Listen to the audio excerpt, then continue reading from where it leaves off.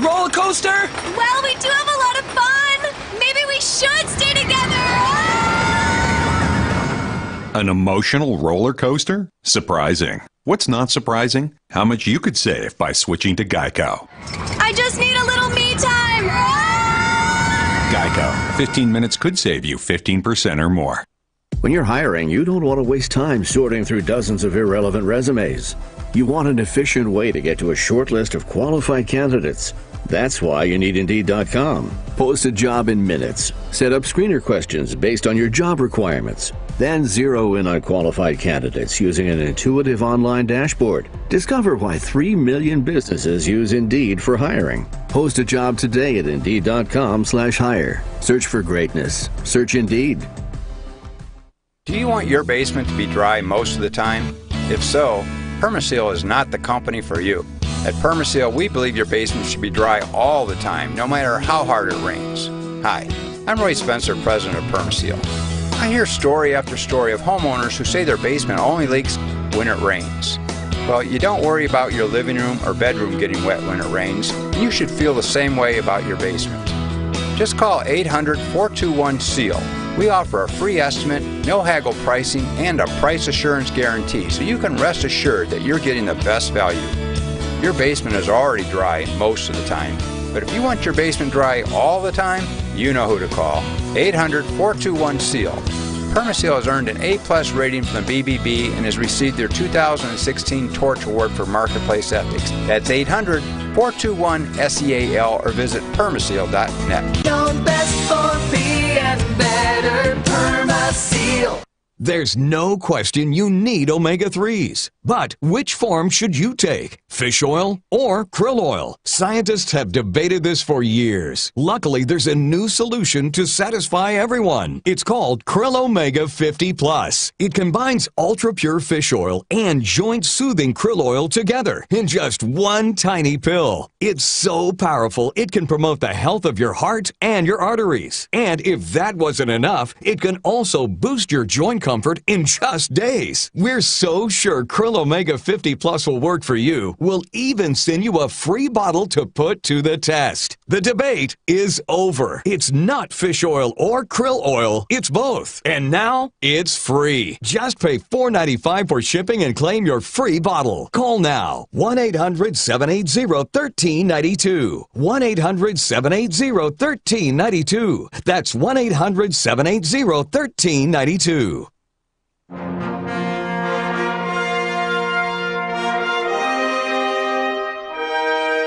From Interfaith Alliance, this is State of Belief Radio.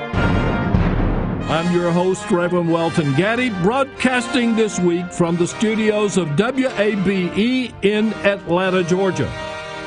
This program is made possible in great part by the generous support of our listeners. They have kept this show going strong for almost 12 years, and now, really more than ever, we need you to join them. For information on making a tax-deductible donation, please visit stateofbelief.com. That's stateofbelief.com. State of Belief airs every weekend on radio stations nationwide and is available as a podcast on iTunes and other leading podcast platforms. I urge you to subscribe to it right now. Do it right now.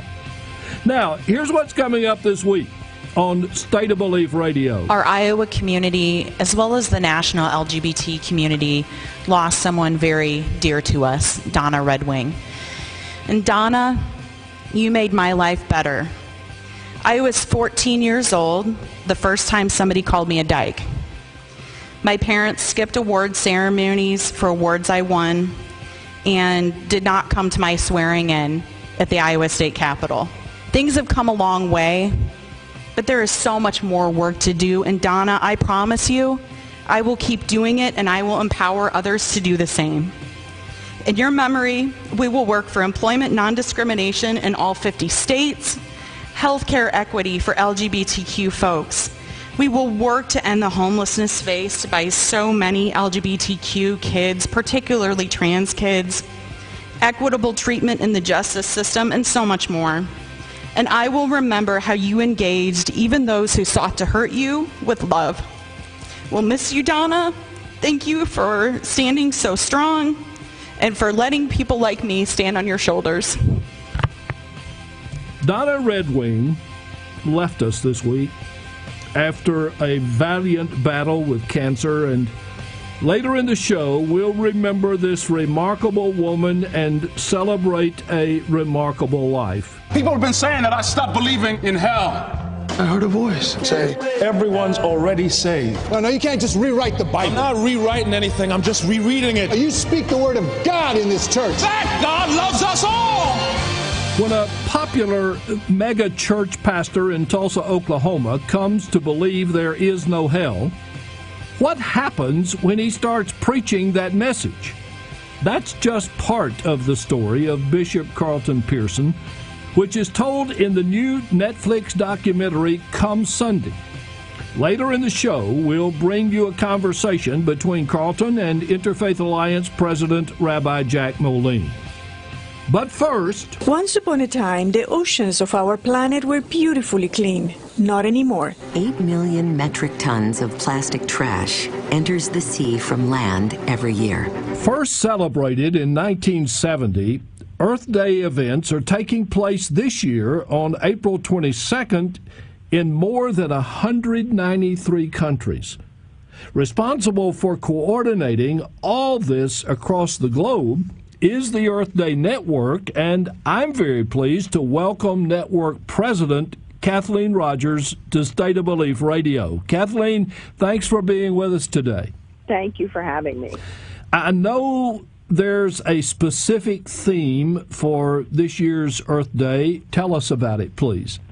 Well, one of the things Earth Day Network does very well in Earth Day, of course, is we are a platform, a bully pulpit, so to speak, for issues. And this year, our members who come from, as you said, 193-plus countries, all voted to focus on plastics, single-use plastics, as well as plastics in general, because the problem has become so intense. And whether you're talking about our food, our soil, our bodies, our water, the data that's coming in and its connection to human health and disease is becoming pretty overwhelming. So plastics is up there with climate change as a major issue, and we do a really good job of amplifying that, and so we chose that as our theme for 2018. Just about every piece of plastic that has ever been created, and of course 95% of it's made from fossil fuels, is still in existence, except for the tragic consequences of incinerating it, which is really bad. But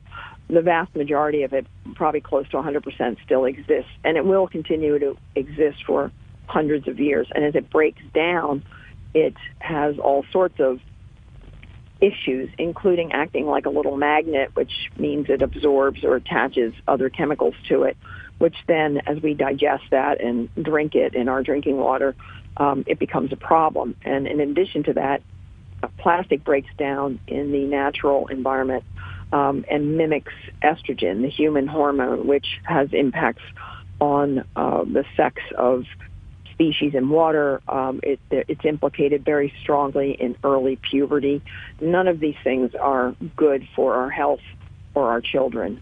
I consider the United States particularly very entrepreneurial, and I know, for example, there are scientists working in their garages and labs and at government offices to find a really great substitute for plastic, one that is made out of natural products that don't harm us. Of course, that's always a trick, but I know there are discoveries happening every day. And so while we're waiting for that, I think we should focus on eliminating as much single-use plastic from our lives as we can, and that means plastic bags, bottles, straws.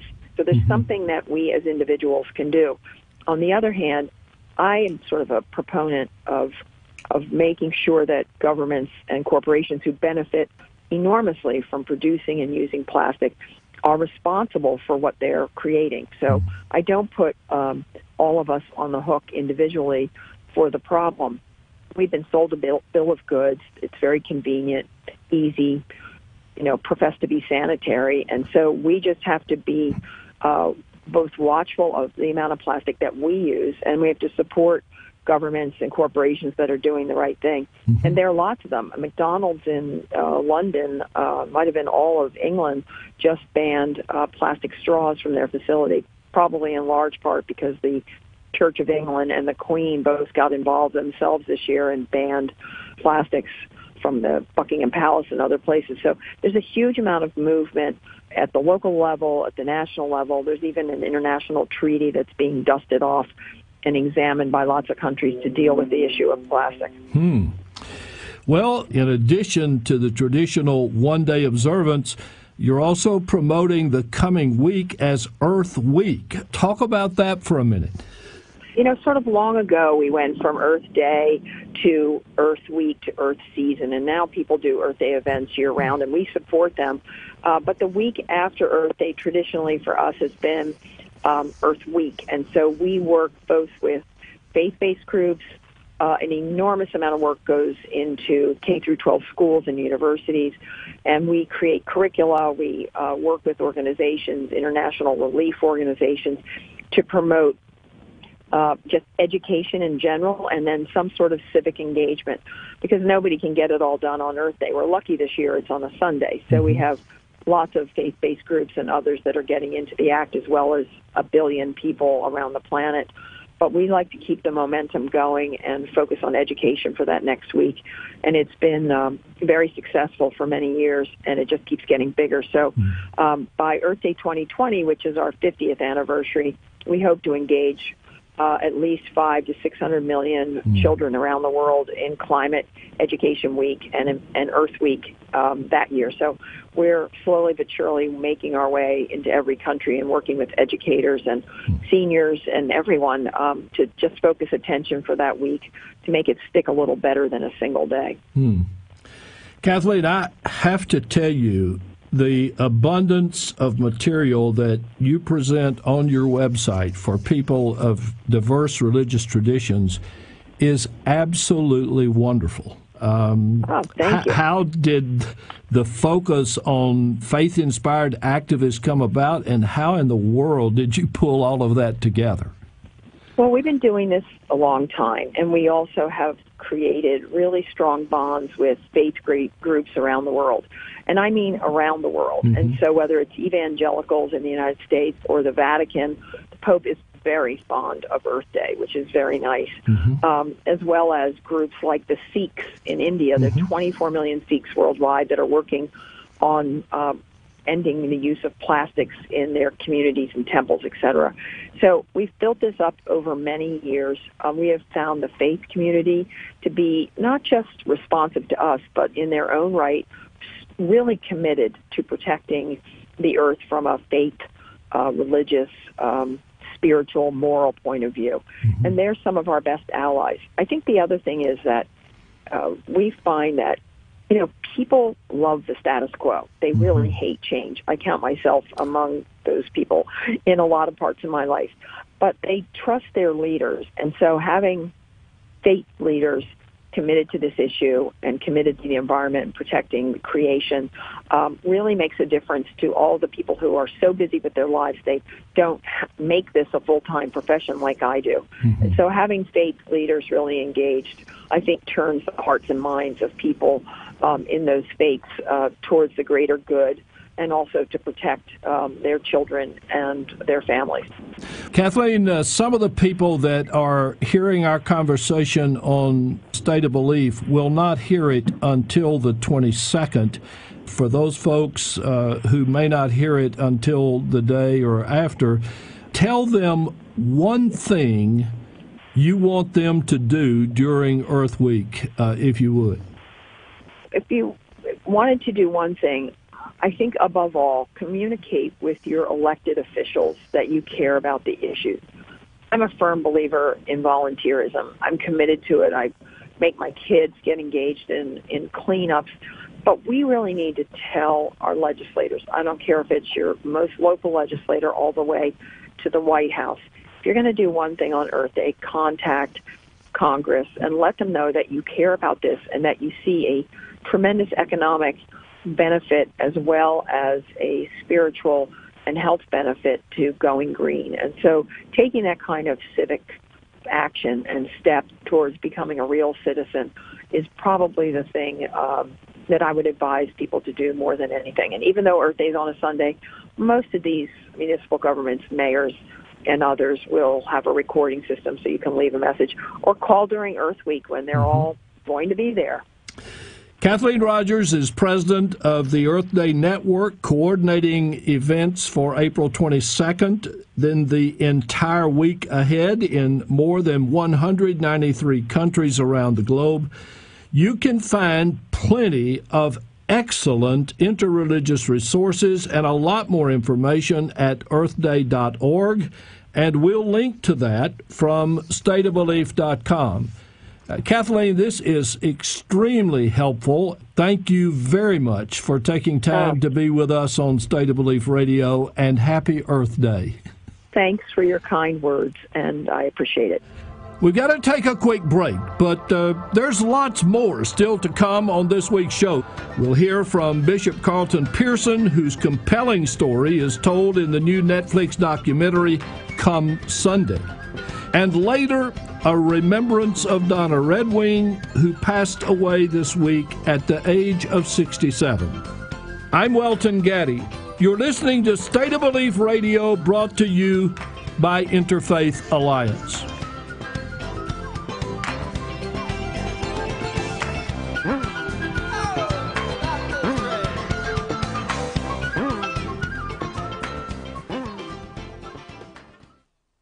On the Ricky Hennon Show. Our mayor, Rahm Emanuel, if they close those schools in Inglewood and try to force all those kids into one school, it's going to be trouble. And if they don't understand that, they just either want to clear Chicago out, but there is, in me, a conspiracy to clear Chicago out of black folks. And that's the way you do it, and all this violence. You can listen to the Ricky Hennon Show every Saturday from 4 p.m. to 6 p.m. right here on WCPT 820. Alphawood Foundation proudly presents A Conversation with Ai Weiwei at 7 p.m. April 30th at the Auditorium Theater. Ai Weiwei is both an artist and an activist. His body of work brings the worlds of politics and art together, addressing the movement of refugees, government conflicts, incarceration, and perceived injustice. Melissa Chu, director of the Smithsonian's Hirshhorn Museum and Sculpture Garden, will talk with Ai Weiwei about his own experiences as a political prisoner of the Chinese government and how they influenced his exhibit, Trace, which features portraits of women and men from around the world whom the artist considers activists, prisoners of conscience, or advocates of free speech, made from nearly 1 million Lego bricks. Trace will be presented in Chicago by Alphawood Exhibitions. Tickets for A Conversation with Ai Weiwei are only $10 and are available at auditoriumtheater.org. Tickets to see the exhibit Trace can be reserved at alphawoodex.org. 180 over 111, and I had a stroke. When I woke up, I couldn't speak or walk. 145 over 92, and then I had a heart attack. 182 over 100, and I had a heart attack and a cardiac arrest, and then a stroke. Everything changed. It felt like my life was over. This is what high blood pressure sounds like. You might not feel its symptoms, but the results from a heart attack or stroke are far from invisible or silent. 150 over 90, and I had a stroke. If I would have followed a treatment plan, I would not be in this situation. 180 over 110, and I had a stroke. And I'm 33, so I never see this coming. If you've come off your treatment plan, get back on it, or talk with your doctor to create an exercise, diet, and medication plan that works for you. Go to loweryourhbp.org. Head to toe, everything's changed. Head to toe. Brought to you by the American Heart Association, American Medical Association, and the Ad Council. If you fall asleep while driving, your sweet dreams could quickly become nightmares. Drowsy driving is dangerous and deadly. Driver fatigue causes an estimated 100,000 crashes a year. The results? More than 1,500 deaths and 71,000 injuries. So before you hit the road, be sure to hit the pillow or pull over anytime you feel tired. Alert today, alive tomorrow. This message brought to you by the Illinois State Police, the Illinois Department of Transportation, and the Illinois Tollway. Have you ever experienced a wish come true? For a child battling a critical illness, a wish come true can be a turning point. One song, one dance, One game, one adventure, one moment changes everything. Make-A-Wish needs your support to grant the wish of every eligible child. Visit wish.org now to help grant more life-changing wishes. Together, we can transform lives, one wish at a time. It's pretty amazing when you consider that 7 years ago, we didn't have the treatments we have now. We cure 80% of children with cancer. Go back 50 years, we were curing 20 to 30%. This is the miracle story of modern medicine. We understand what makes this cancer tick. And of course, without donors from around the world, this just couldn't happen. There's one thing we're focused on, and that's beating this thing. St. Jude Children's Research Hospital. Finding cures, saving children. Learn more at stjude.org.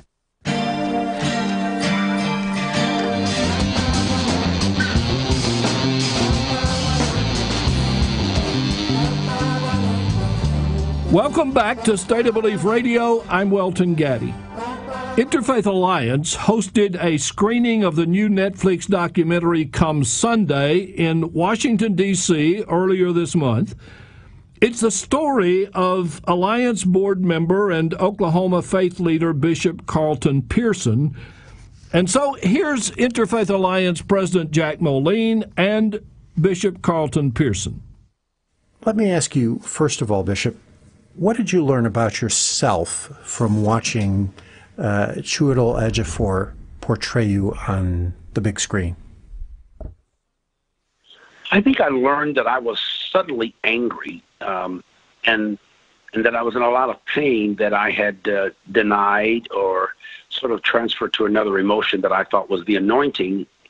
And I was really more annoyed with God, with religion, with people, with scripture, and with the hate that I sort of felt I needed to preach against sin and sinners. And that was bothersome to me. And I saw that in the film, and I saw the intensity that Chiwetel so eloquently portrayed me as, and I saw myself anew and felt really free. You have spoken yourself and speak in the movie about radical inclusion, about loving unconditionally and loving everybody and what the implications of that are. Talk about that for a sec. The word radical, if you do the etymology, it comes from the idea of root, fundamental love. People always say you must learn to love. You don't really learn to love. You forget to love and learn to hate.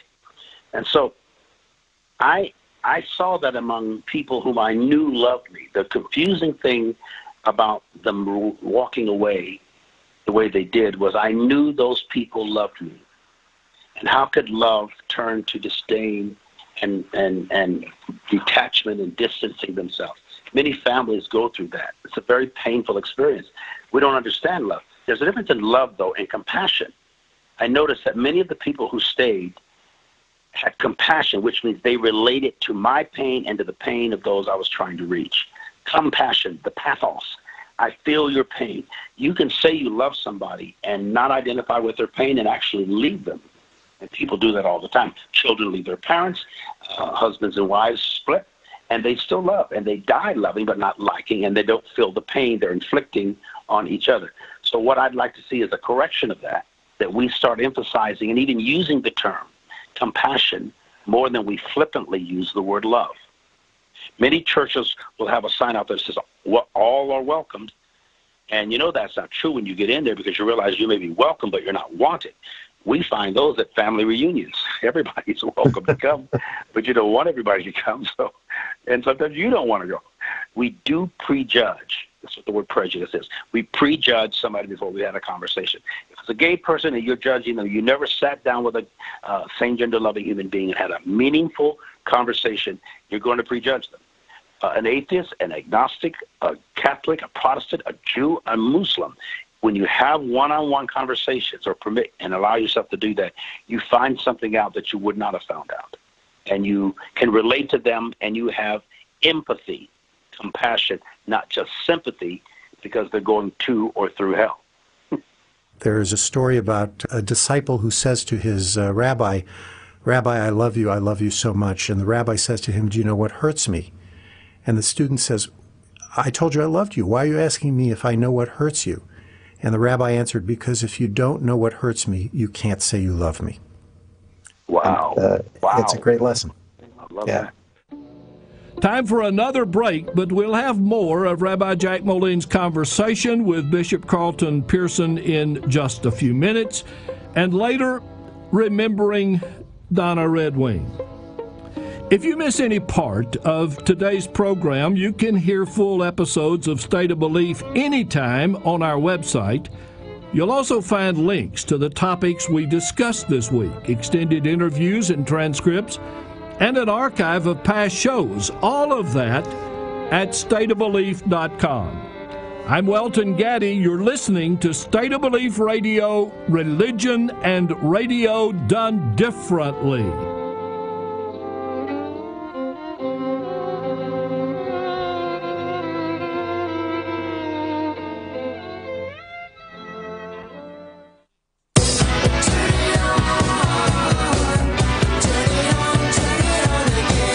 Hi, this is Brian Hawkins of The Beacon.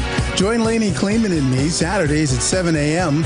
when we'll bring you the latest stories and trends from the blind and disabled communities, as well as what's new in adaptive technology.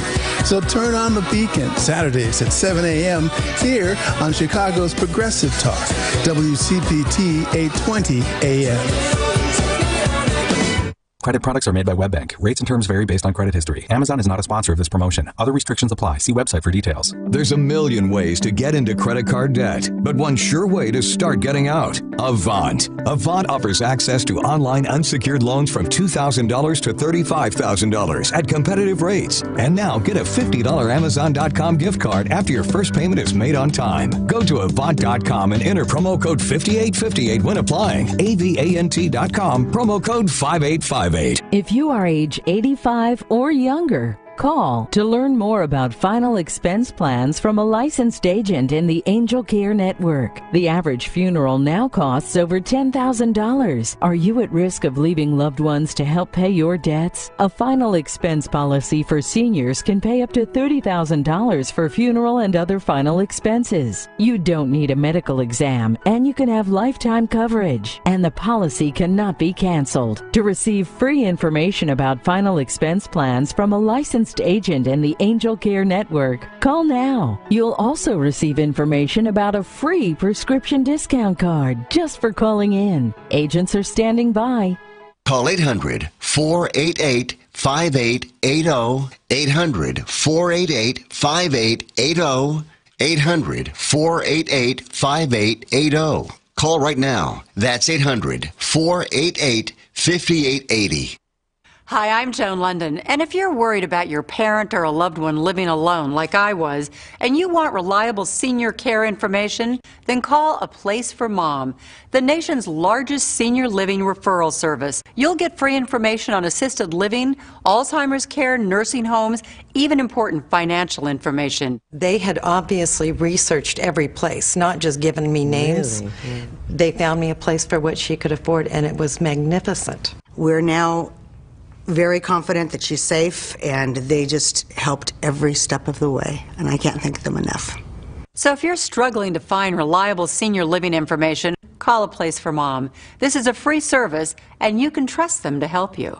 If you're struggling to find reliable senior living information for your mom or dad, then call or go online to get the free help you need during this turbulent time. Call now, 800-371-4467, 800-371-4467. See that cute little dog in the pet store window? Chances are it came from a puppy mill, a breeding facility that forces caged, neglected, and often sick dogs to churn out puppy after puppy to be sold for profit. Meanwhile, millions of wonderful, healthy pets end up in animal shelters. This leads to the killing of more than 9,000 by the end of today. But with one simple choice, you can help, just by deciding to adopt instead of purchase your next pet. Animal shelters are full of amazing pets looking for a home. When you adopt your new best friend, not only are you saving a life, you're taking a stand against puppy mills. When your friends see the smart choice and impact you've made, they adopt their next pet and share with 5 of their friends, who share with 5 more. Before long, thousands get involved. Pet stores stop selling dogs from puppy mills, and even more lives are saved. And with your help, we can save them all. Visit bestfriends.org/puppymills to learn more.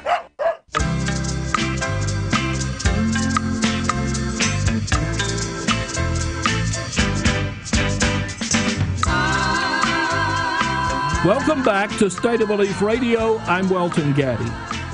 Here's part 2 of an interview with Bishop Carlton Pearson that Rabbi Jack Moline conducted in connection with the screening of a new Netflix documentary telling Carlton's moving story.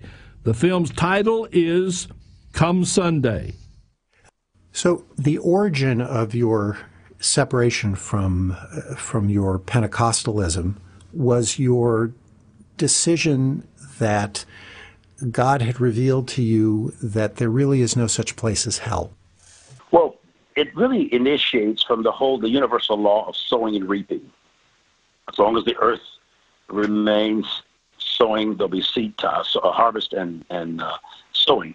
And so, or karma, what goes around comes around, and as you would that men do unto you, do you also unto the golden rule. So we just extended that to actually being God, and could not conceive God or good without devil or evil. We were dualist, and so we are pronounced dualism. And hell is the anchor, not love. Hell is the anchor that kept us holy.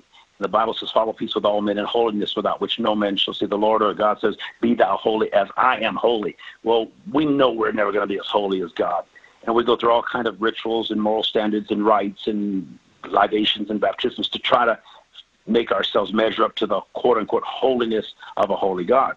So the fear that we won't measure up is always theirs. Ours was emphasized more by hell. And the main thing for Christians is, if you don't have hell, then you don't need a Savior, which demeans and diminishes Jesus. And that's the main offense that the people have toward me. This guy doesn't believe in hell. That means he doesn't believe in redemption. He doesn't believe in Jesus.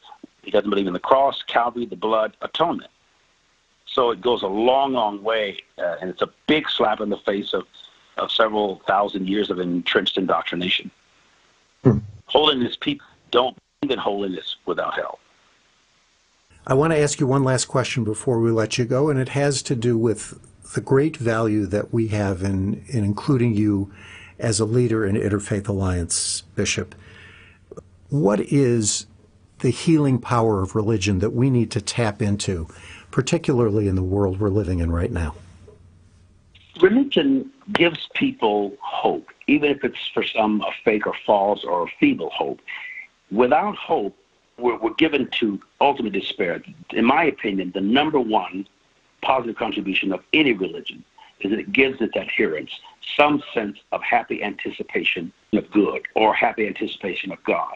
Without hope, we are completely consumed with despair and desperation and fear, which leads to reactions. It's an alarm, or is a call to arms. And when you get alarmed, you call to arms, and when the bell goes off, everybody grabs their armor or their arms, and they're ready to fight. So religion is supposed to calm the alarm and just keep us alert. Some do that better than others. A sense of awareness or alertness, then it's like we're in dark, we don't know, we're vulnerable, we're intimidated. You know, lions and tigers and bears, oh my, the Wizard of Oz. Religion is again, I'd say a little bit of a false hope, but it's a strong hope for those who feel they need it.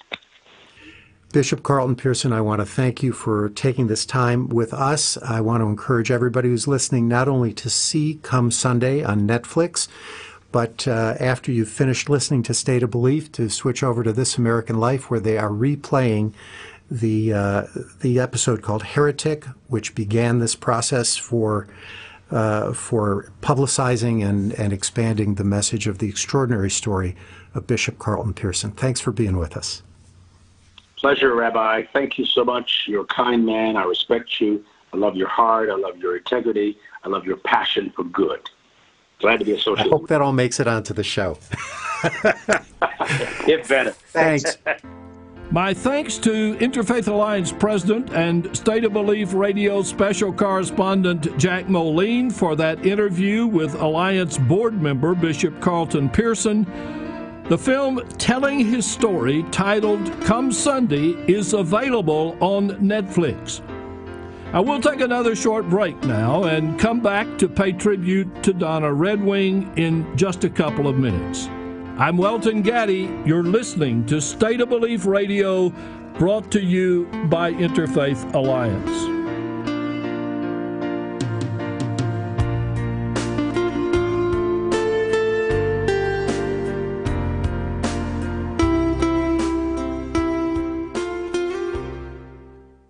On February 27, 1973, several hundred Sioux tribe members converged on the Pine Ridge Reservation in South Dakota to protest a corrupt tribal government. Thus began a 71-day occupation of Wounded Knee, the site of the historic 1890 Wounded Knee Massacre. The number of protesters grew, and many willingly put their lives on the line for social justice and equitable treatment under the law. Federal agents were called in, and numerous firefights erupted. 2 Sioux men were killed, and 1 FBI agent was seriously injured. The protesters surrendered on May 8th. 1,200 people were arrested. The 1973 occupation of Wounded Knee called global attention to unsafe living conditions and the mistreatment of Native Americans by federal and local agencies. You can learn more about this event and the people who participated at IndianCountryMediaNetwork.com. And please stay vigilant about our civil rights. The fight is never over. Looking to refinance your home? Then you need to call Team Hochberg. Sally's heard hundreds of Team Hochberg's ads, so naturally she called the nation's largest online lender obsessed with their Rocket because she saw their ad pumping gas. Bad move. The Rocket-loving lender quoted Sally a rate higher than us and closing costs $6,000 more than Team Hochberg's. We explained the exorbitant closing costs and refinanced Sally into a lower rate and credited all of her closing costs. Team Hochberg doesn't have a Rocket, but we have lower rates and substantially lower closing costs when securing a mortgage. You can call the nation's largest online lender who spends millions promoting their Rocket by charging excessive closing costs, or you can call Team Hochberg at 312-751-1333 or go to WCPTDavid.com. Team Hochberg has helped thousands of WCPT listeners, but we can't help if you don't call 312-751-1333 or visit WCPTDavid.com. Pro Mortgage and Equal Housing Lender, Illinois Residential Mortgage License 4358, NMLS 19186. Are you suffering with hearing loss? Are you sick of people constantly complaining that your TV is too loud? Are you tired of asking people to speak up? Would you like to hear more clearly, but you don't want to wear a hearing aid that makes you look old? Then you need to try Listen Clear, a life-changing breakthrough designed by top audio engineers to fit your ear almost invisibly. Listen Clear is fully adjustable, so you can find the perfect way to hear almost everything, wherever you are and whatever you're doing. And right now, you can try Listen Clear absolutely free with free shipping. We'll even give you free batteries for life. So call now, 1-855-570-4327. Listen Clear is lightweight and completely hassle-free, and it's practically invisible. Call for your risk-free home trial with free shipping and free batteries for life. For free information, call now, 1-855-570-4327. That's 1-855-570-4327. 1-855-570-4327. Have you ever been turned down, rejected, or downright denied because of bad credit? Don't let your dreams disappear. We here at National Credit Advisor can help you qualify for that new car you've been dreaming about or that new home you know you deserve. Never again be rejected because of bad credit. Just call us here at National Credit Advisor today and see how much we can help boost your credit score. We've helped thousands repair their credit so they could finally start qualifying for the purchases they've been dreaming about. Stop being held back from getting the things you want. We help rebuild your credit score so you can qualify for the home, car, or credit card you deserve. No matter how bad your credit is, just call 1-800-810-5969 today to see how much we can help your credit score. No one is turned away. Call now, 1-800-810-5969. That's 1-800-810-5969. Again, 1-800-810-5969.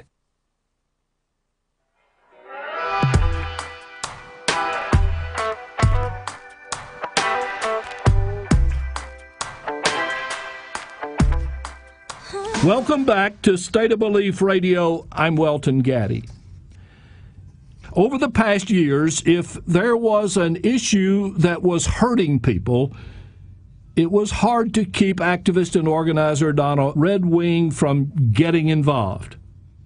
Astute, articulate, and empathetic, Donna spent time at Interfaith Alliance She led national and state-level human rights organizations, but never lost sight of the individual lives impacted by the work she so deeply devoted herself to.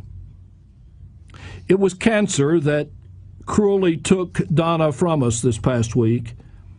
And even as I continue to process the reality of that loss, I want to celebrate her work and her spirit here with you.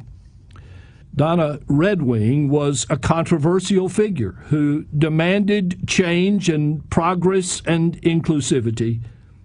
But she had the remarkable gift of being able to sit with people she disagreed with vehemently, to see their humanity, and to show the respect that she demanded in return. We talked about that a few years ago right here on State of Belief, and I want to share an excerpt of that conversation with you today. You were called the most dangerous woman in America.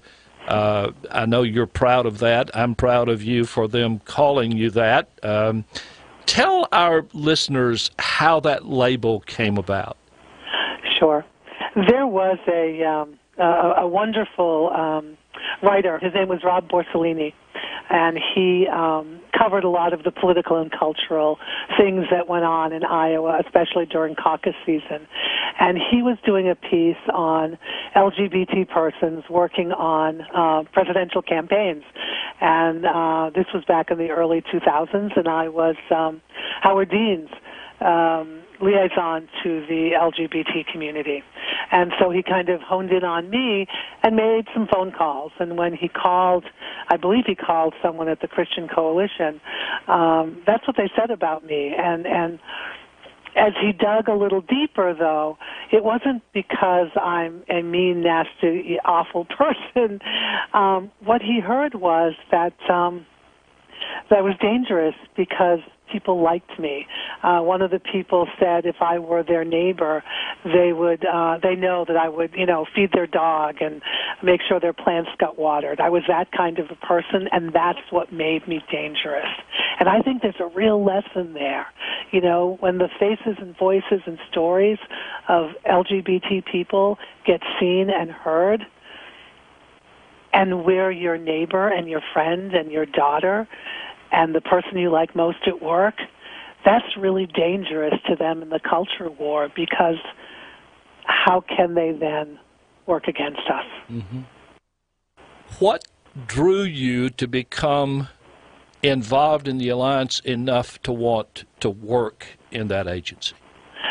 Well, first of all, I hope your listeners know that anyone who meets and connects with the Reverend C. Welton Gaddy would want to work at the Interfaith Alliance. That's just a given. So that's there. To work with you was such an honor and privilege. I also, when I came to Interfaith Alliance, that was after, almost 20 years in the LGBT movement. And some of those years were pretty rough and tumble. Some of those years I was less of an advocate and more of an agitator. Mm-hmm. And so my introduction to Interfaith Alliance, it began to teach me another way of doing things.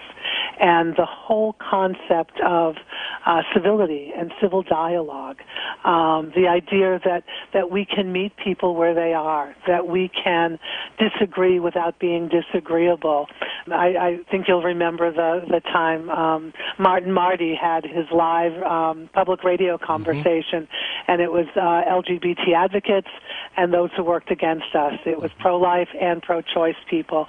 It's through the Interfaith Alliance, and it's through working with people like you and connecting with folks like Martin Marty and even people like Bill Moyer that taught me that there's a different way that we can do business, and it's for me, much more effective. Mm-hmm. I'm most known in Iowa because I have very public civil dialogue with those who work against us.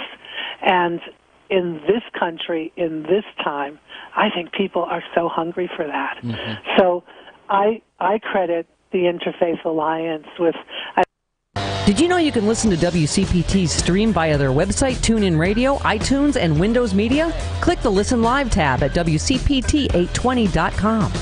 This is WCPT's Art of the City. We let you know what's happening in the theater, music, and visual arts, and what you can do to get involved and support the arts in the Chicago metro area. Coming up on Friday, April 27th from 5 to 8 p.m., Gallery 400 at 400 South Peoria presents Out of Easy Reach, a cross-institutional exhibition on view at Gallery 400, DePaul Art Museum, and the Rebuild Foundation's Stony Island Arts Bank, countering conventional accounts of art history, which have often overlooked the artistic contributions of women of color. Out of Easy Reach presents 24 artists from the Black and Latina diasporas through artworks created from 1980 to 2018. The exhibition features myriad ways that 3 generations of artists use abstraction as a tool. Are you suffering with hearing loss? Are you sick of people constantly complaining that your TV is too loud? Are you tired of asking people to speak up? Would you like to hear more clearly, but you don't want to wear a hearing aid that makes you look old? Then you need to try Listen Clear, a life-changing breakthrough designed by top audio engineers to fit your ear almost invisibly. Listen Clear is fully adjustable, so you can find the perfect way to hear almost everything,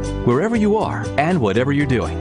And right now, you can try Listen Clear absolutely free with free shipping. We'll even give you free batteries for life. So call now, 1-855-570-4327. Listen Clear is lightweight and completely hassle-free, and it's practically invisible. Call for your risk-free home trial with free shipping and free batteries for life. For free information, call now, 1-855-570-4327. That's 1-855-570-4327. 1-855-570-4327. Have you ever been turned down, rejected, or downright denied because of bad credit? Don't let your dreams disappear. We here at National Credit Advisor can help you qualify for that new car you've been dreaming about or that new home you know you deserve. Never again be rejected because of bad credit. Just call us here at National Credit Advisor today and see how much we can help boost your credit score. We've helped thousands repair their credit so they could finally start qualifying for the purchases they've been dreaming about. Stop being held back from getting the things you want. We help rebuild your credit score so you can qualify for the home, car, or credit card you deserve. No matter how bad your credit is, just call 1-800-810-5969 today to see how much we can help your credit score. No one is turned away. Call now, 1-800-810-5969. That's 1-800-810-5969. Again, 1-800-810-5969.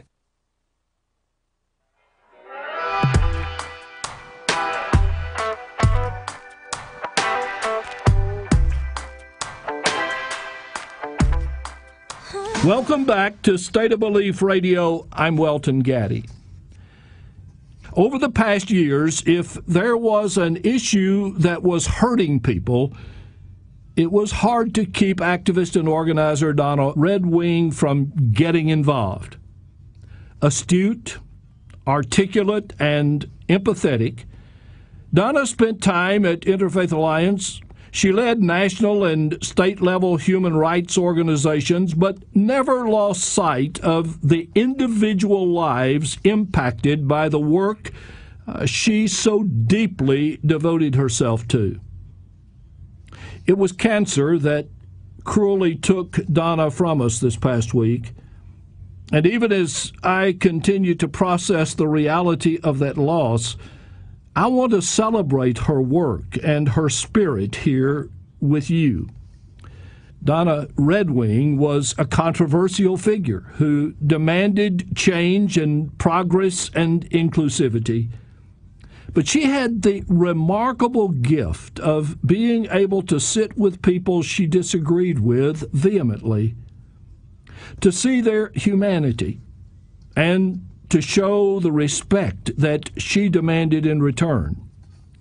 We talked about that a few years ago right here on State of Belief, and I want to share an excerpt of that conversation with you today. You were called the most dangerous woman in America. I know you're proud of that. I'm proud of you for them calling you that. Tell our listeners how that label came about. Sure. There was a wonderful writer. His name was Rob Borsellini, and he covered a lot of the political and cultural things that went on in Iowa, especially during caucus season. And he was doing a piece on LGBT persons working on presidential campaigns. And this was back in the early 2000s, and I was Howard Dean's liaison to the LGBT community. And so he kind of honed in on me and made some phone calls. And when he called, I believe he called someone at the Christian Coalition, that's what they said about me. And as he dug a little deeper, though, it wasn't because I'm a mean, nasty, awful person. What he heard was that that was dangerous because people liked me. One of the people said if I were their neighbor, they know that I would, feed their dog and make sure their plants got watered. I was that kind of a person, and that's what made me dangerous. And I think there's a real lesson there. When the faces and voices and stories of LGBT people get seen and heard, and we're your neighbor and your friend and your daughter and the person you like most at work, that's really dangerous to them in the culture war, because how can they then work against us? Mm-hmm. What drew you to become involved in the Alliance enough to want to work in that agency? Well, first of all, I hope your listeners know that anyone who meets and connects with the Reverend C. Welton Gaddy would want to work at the Interfaith Alliance. That's just a given. So that's there. To work with you was such an honor and privilege. I also, when I came to Interfaith Alliance, that was after, almost 20 years in the LGBT movement. And some of those years were pretty rough and tumble. Some of those years I was less of an advocate and more of an agitator. Mm-hmm. And so my introduction to Interfaith Alliance, it began to teach me another way of doing things. And the whole concept of civility and civil dialogue, the idea that we can meet people where they are, that we can disagree without being disagreeable. I think you'll remember the time Martin Marty had his live public radio conversation, and it was LGBT advocates and those who worked against us. It was pro-life and pro-choice people. It's through the Interfaith Alliance, and it's through working with people like you and connecting with folks like Martin Marty and even people like Bill Moyer that taught me that there's a different way that we can do business, and it's for me, much more effective. Mm-hmm. I'm most known in Iowa because I have very public civil dialogue with those who work against us. And in this country, in this time, I think people are so hungry for that. Mm-hmm. So I credit the Interfaith Alliance with... Tune into the Thom Hartmann radio program, your home for news, opinion, and insight, right here on WCPT 820, where facts matter.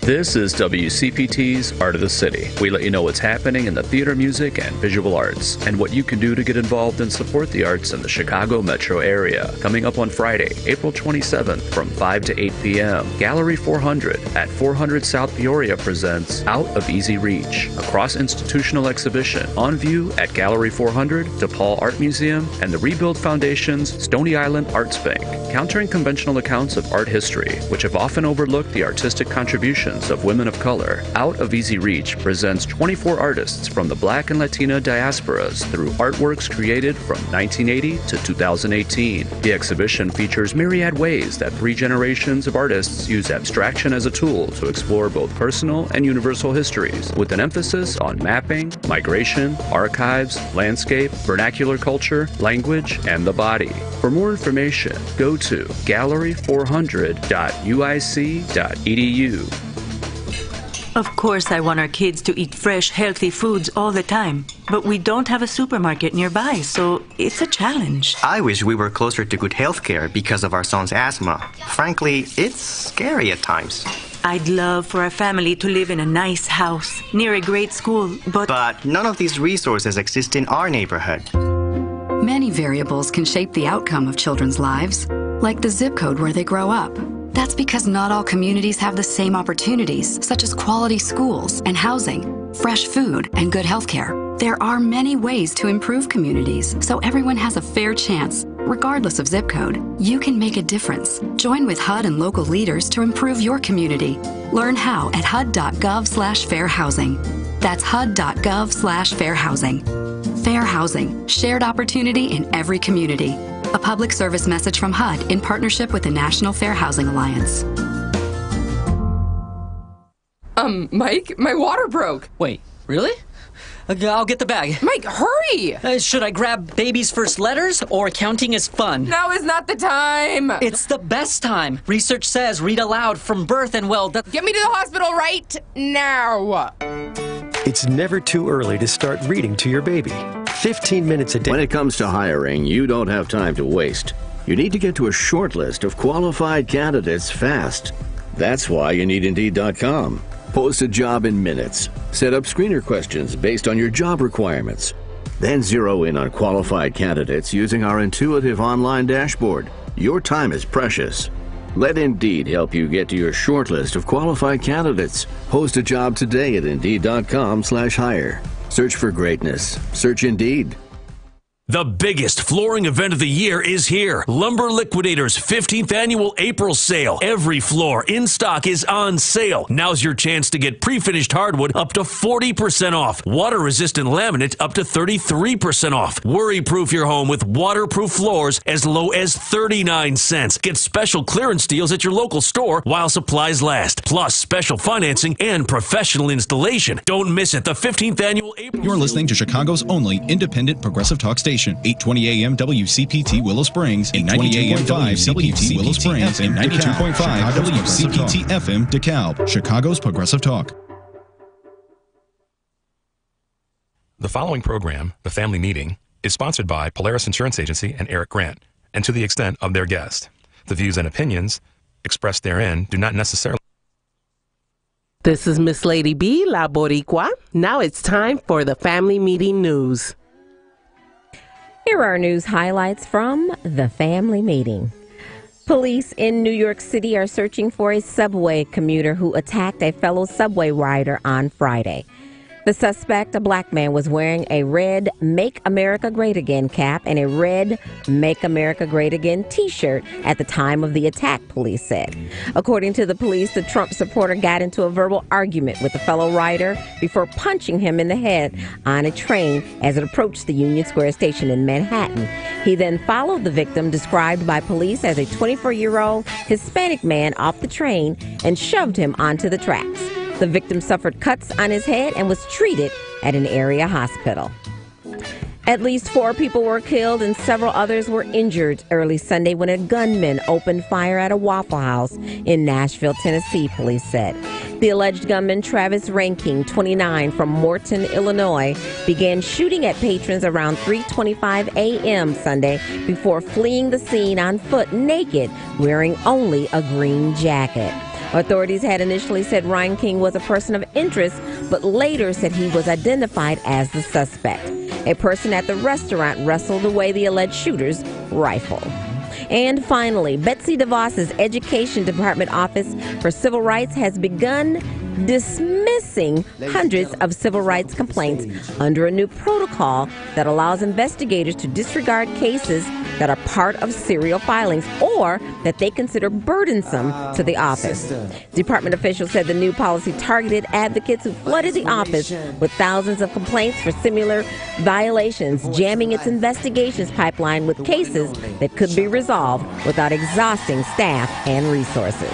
Unlike the Justice Department, the Education Department cannot pick and choose the cases it pursues. If the office has evidence that the law has been violated, it must open a case.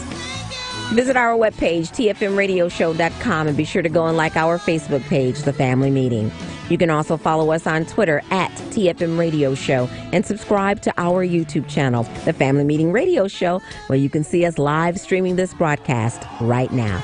Looking to advertise? We have spots available. Become one of our cousins today. Send us an email, info@tfmradioshow.com. www.polarisinternetwork.com. I'm Teresa McDonald, and this has been your highlights for Sunday, April 21st. Sorry, April 22nd. The Family Meeting Radio Show starts right now with your host, Eric Grant.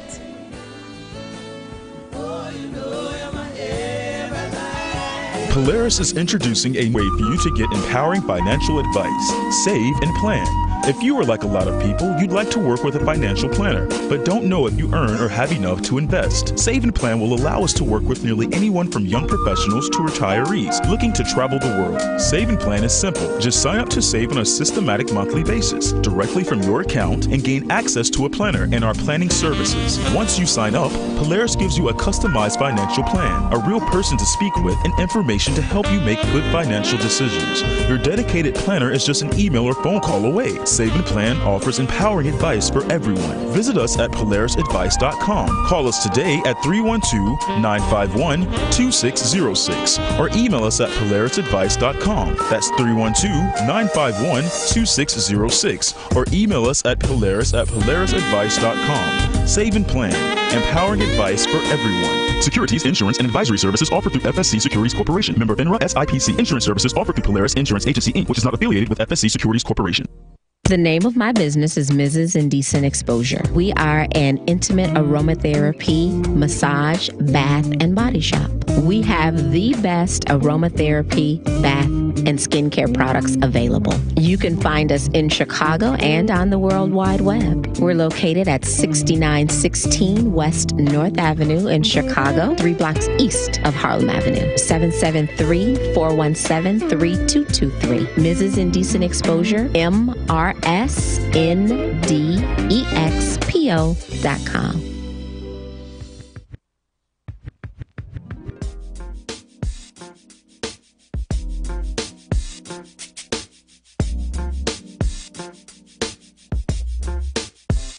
This is Gloria Castillo, President and CEO of Chicago United. Join us on the World Wide Web at chicago-united.org. I listen to the Family Meeting. This is Miss Lady B. When I'm not on the air on Dance Factory Radio, I listen to the Family Meeting. Grab a seat, y'all. It's Family Meeting time. Welcome to the broadcast. I'm your host, Eric Grant. In the Space Shuttle cockpit, controlling everything is our boy, not our girl, our boy, Mike. What's up, Mike? He's controlling the cameras and everything. We got fancy today, so if you're watching us on YouTube or on Facebook, I hope we're on Facebook by now, you're going to see, like, stuff. It's going to be different today. It's going to be different. Look, my name is up there, too. How about that? Oh, my. How about that? Tressa, thanks for doing the news in the only way you know. You're welcome. It's so informative, by the way. I try to be. There you go, girl. There you go. The Black Asian dude is here, fresh back from Mississippi. Hey, Richard. Tressa. Welcome back to civilization, brother. No kidding. No, he didn't. Yes, he did. And he is, Tressa, he is right got out of on. Mississippi. I know, right? He got out of Mississippi alive. Man, How about that? we left the funeral. We buried Mom. It was pouring rain. We jumped in the car and drove straight back to Birmingham. There you go. Backstroke. Yes. Visit our webpage, tfmradioshow.com. Enter your email address and join the family. You'll find our broadcast going on right now, right there. tfmradioshow.com. You can also find our archived broadcasts and our often requested music playlists. Also go to our webpage, reregistertovote.com, and make sure you're not purged from the voter rolls. Just re-register to vote. Like us on Facebook and Twitter and Google+. TFM Radio Show is our handle. The Family Meeting is sponsored by Identity Guard. For as little as $6 a month with Identity Guard, you can look after your ID. And in fact, you can go to lookaftermyid.com to learn more. Lookaftermyid.com to learn more. The lines fill quickly. Hello. The lines fill quickly. What was that? That was me. Actually, I was trying to pull up. I was pulling up on the phone, but I made a mistake. Still in Mississippi. Still out of the country yet. It's way just. The lines fill quickly. You can participate in the conversation today by calling 773. It's going to be one of them days today. I can tell already. Because everything's kind of new. So yeah, we tripping. Yeah. Guess what, man? What, man? Me and Austin got our face washed this week, right, Austin? We did. Yeah, I'll take you. Yes, something. yeah. I was telling Austin, you look kind of pretty today. Not like that. But Don't worry. I'll be talking about it next week. Yeah, Listen, and I gave Austin the works too. I got the hookup. I hooked him up. Yeah. You got to be careful with telling somebody you got to give them the works. He got the works. Got the works. I ain't got to be careful about that one. Okay. Yeah. But I can see your skills improving, though. Have you? Can you tell that? Yeah. It used to be that she put stuff on your face and wiped it off. Yeah. Now she wipes it off. Use all of her hand, not just her fingertips. Just the the palms whole, and the base of your oh hand. man, Yeah. he got the massage. Then you can pull the wrist in there. Oh yeah, it's all in the wrist, all in the It was wrist. something. It was really something. Did you lean in? No. Okay. What'd you think? You thought it was pretty cool, Austin? I felt nice and rejuvenated, man. Yeah. That's what's up. Now, I thought you could choose your own music, but she told me you just came in there and started playing funk because you just do what you're going to do. That's how I roll, yeah. Allison is funkin' facials, man. He come in there and tell me to turn down the serial killer music. He says spy music is serial killer music. I can't relax while listening to that stuff, Because man. you just wait for somebody to jump out behind the bush. Wait. It's like a kidnapped Eric and dropped him off in Exactly. Santa Fe, New Mexico, which he doesn't want to go to. But he always asks me, "So, Rich, what's so cool about Santa Fe? Why you like going out there?"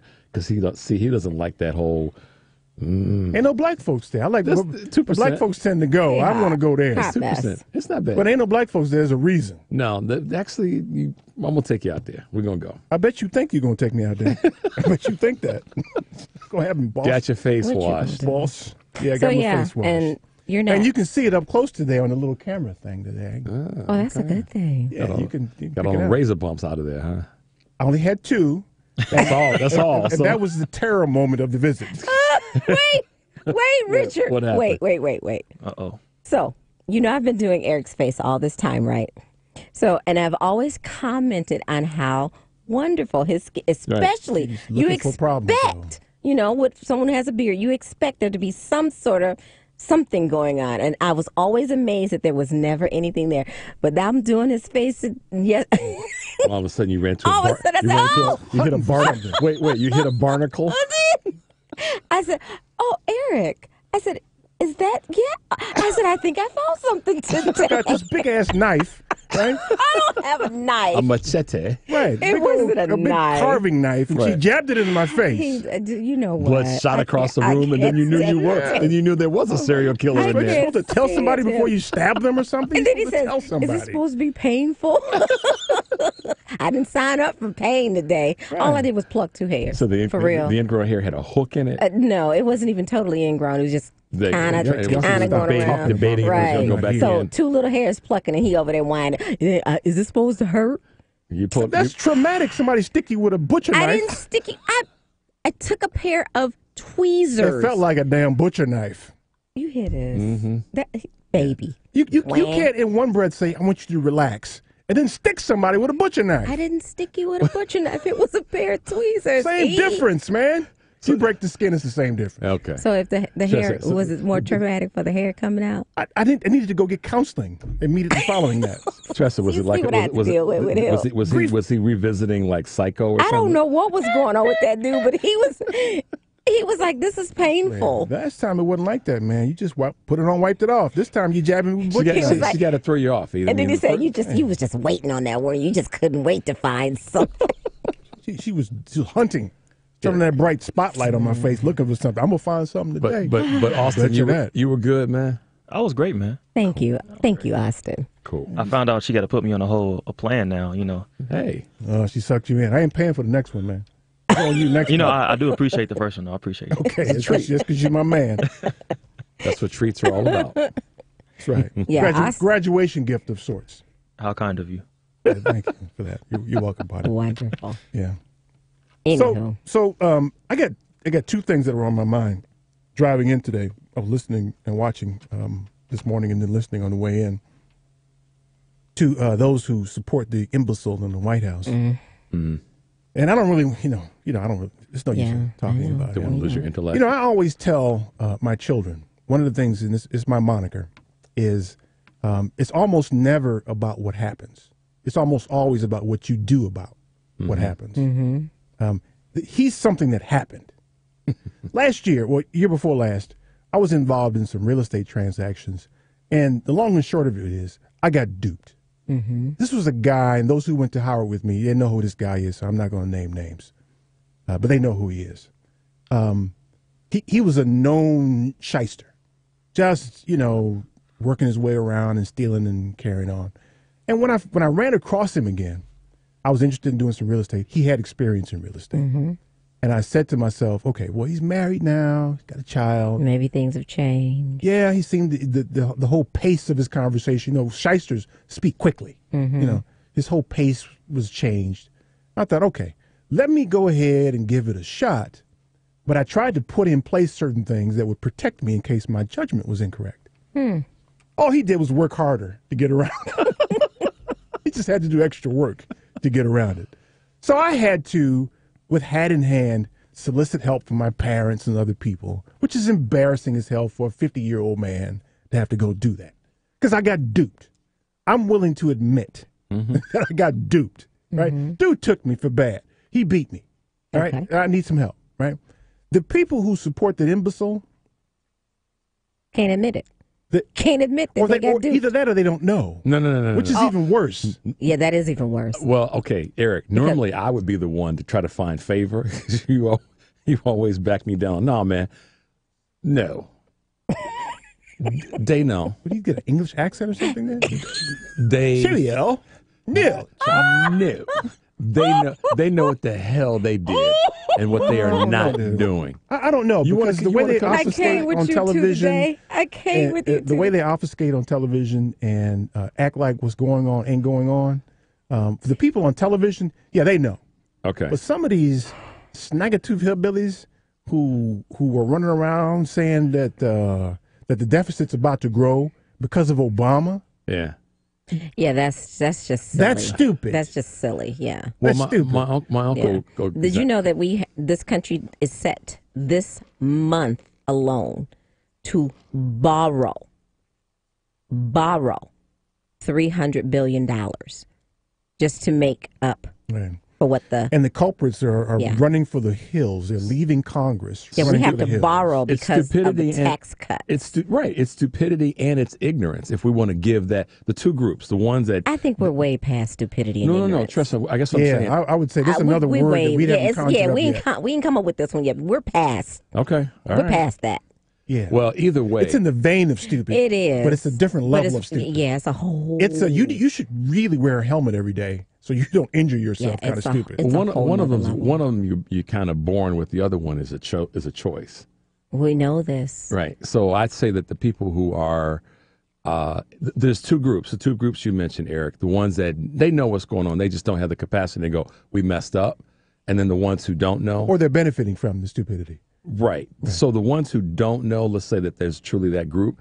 There are those in that group that are ignorant and stupid, in my opinion. Right. Then the other you folks, push them together, you get a different level of stupid. I get that. So then there's the people who know that are benefiting, like E said, and those are the ones that I just want to push off the cliff. The ones who are ignorant or stupid, I'm like, okay, you're ignorant and or stupid. The ones that know, push them off the cliff. I heard. AC 360. What's that guy? Anderson Cooper the other day. He was trying to reconcile something that imbecile had said. He's like, he just said it. You really have to be an idiot to believe this.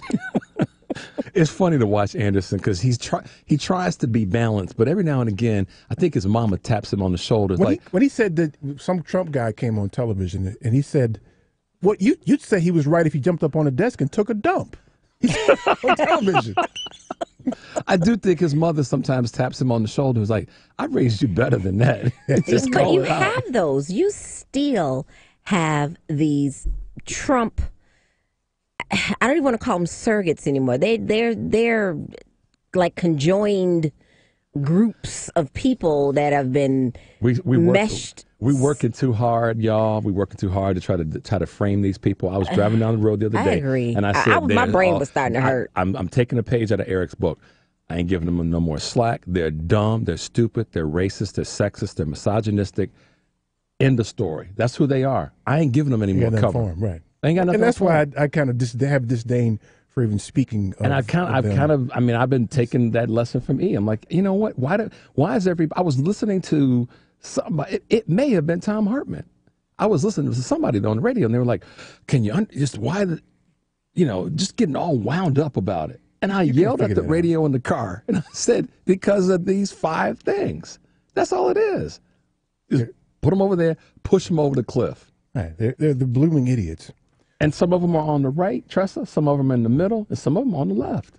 So one of the byproducts, I think, of the whole dynamic we see right now is what we saw going on at that Starbucks in Philly last week, where the 2 brothers were in there. Was it like 2 minutes or from when the brother left the front counter, sat down after the time that the call was she called 911. Yeah. So he left the counter, and I think she told him, "You can't use the bathroom unless you buy something." Right. So he sits down. He said, "Okay." 2 minutes later, she's walks on the over. phone with the police. Well, she walks over to them and says, "Can I get you anything? Coffee, tea, a complimentary cup of water?" And supposedly they said no. We're just waiting for our friend. We're just waiting for our friend. Meeting. Right. And then 2 minutes later. And then she walked away and called. Had to be. I mean, think about the time that it takes to come off from around the counter, walk over, ask that question, have a banter back and forth, and then walk back. 2 minutes. And then she's calling. So there are the people who say, well, they should have bought something. There are the people who say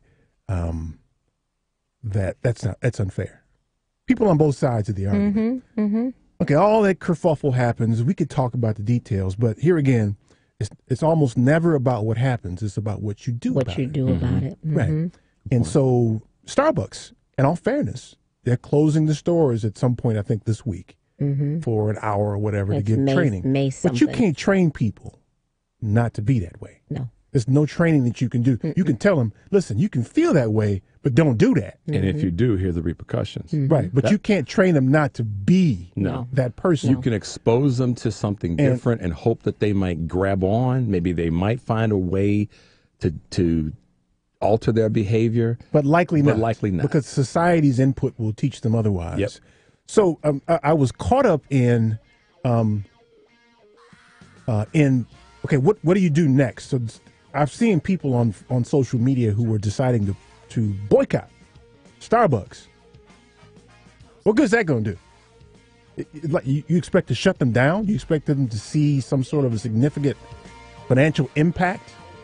Again, change happens because you impact them financially or physically. I get that. But I was troubled by, okay, what do you want in this instance and in general when people protest? What exactly do you want? What is your permanent interests? And are the way you decided to protest, does it align with what your permanent interests are? You're going to take comments after we come back? Yeah. Okay, because I have a slightly different approach or observation about how this situation... we'll get to that. We'll get to that. So I'm troubled that just protests in general nowadays, and this protest specifically, I don't know that it aligns with what the outcome you want to be. Well, have they defined the outcome? You gonna save it or what, man? No, I was asking you, or are they going to define their outcome? Right, exactly. So yesterday we were commemorating Prince's passing with his music 2 years ago. Yeah. Wow, terrible thing. Prince is probably Paisley Park's going to probably kill all the videos or the recordings of this broadcast publicly because they don't like his music being played. But we got it rolling anyway. That's because Prince was bad beyond belief. That's right. So the number is 773-763-9278. Stay tuned for more of the Family Meeting.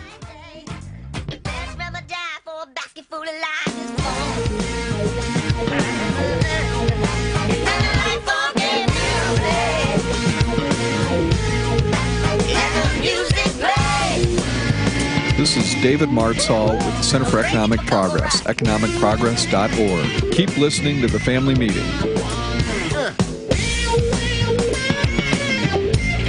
Identity theft occurs when someone gains access to your personally identifiable information and uses it without your knowledge. Stolen information can include your social security number, credit card numbers, email login information, driver's license number, and much more. Once someone begins exploiting your identity, there are literally hundreds of ways they can affect your finances, medical coverage, and yes, even government records. Fight back against identity theft with Identity Guard. Identity Guard monitors your valuable credit and identity identity information with alerts that can help you respond quickly if certain changes indicating fraudulent activity are detected. Identity Guard includes $1 million, identity theft insurance, and lost wallet protection, and more. Protect your ID for as little as $6 per month. Yes, $6 per month by visiting lookaftermyid.com. That's lookaftermyid.com to securely sign up for Identity Guard. Do it today.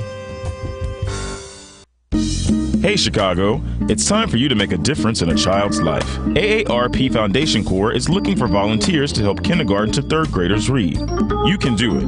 Here's how you can register.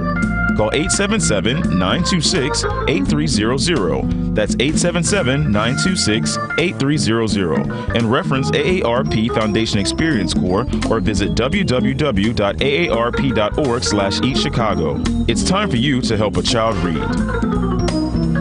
Are you looking for the best residential and commercial laundry service in the Chicagoland area? Then you want PleaseDoMyLaundry.com. That's PleaseDoMyLaundry.com.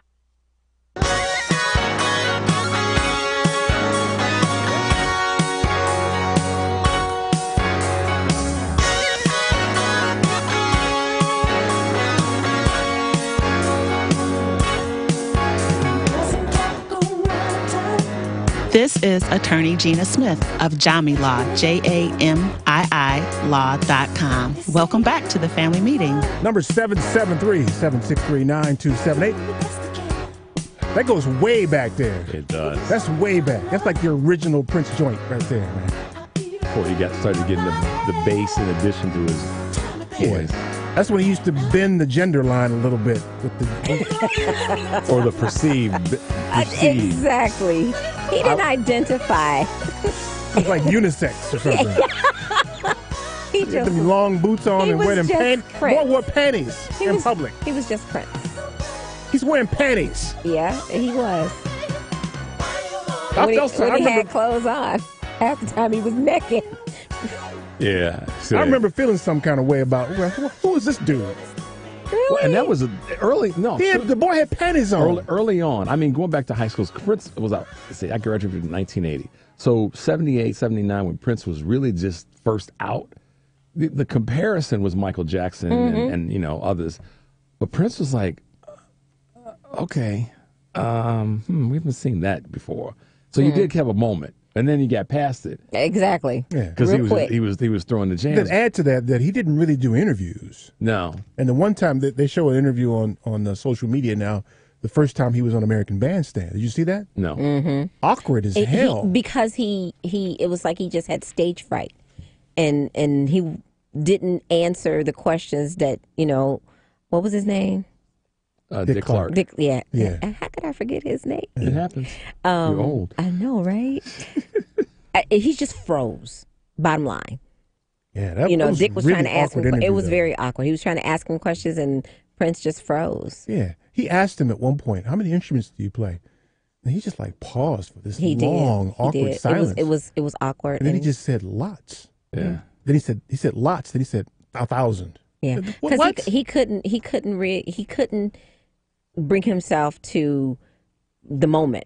It just overwhelmed him. Right. It just really did. He was 19 years old on that interview. I was going to say, he chronologically But you have to tell was your young. story. Tell your story, your Prince story. Oh. Come on. I got one too. Come But go, on. E. Come on. So when I was a high schooler in Milwaukee, we used to go to a playground in the neighborhood and play ball. It was a playground. There's some pretty good ball players back in the day. Mm-hmm. And of course, Prince then was older than us. He was 8 years older than us. So he had this band would tour in the region, Milwaukee, Minneapolis, the whole area. And he would come to Milwaukee to perform. So he and whatever band he had with him would show up to this playground. Wow. Prince could ball, man. Yeah. But see, we didn't know who he was. He was just some little dude, that was always calling fouls. And y'all writing him off, but he was. he had a ponytail and.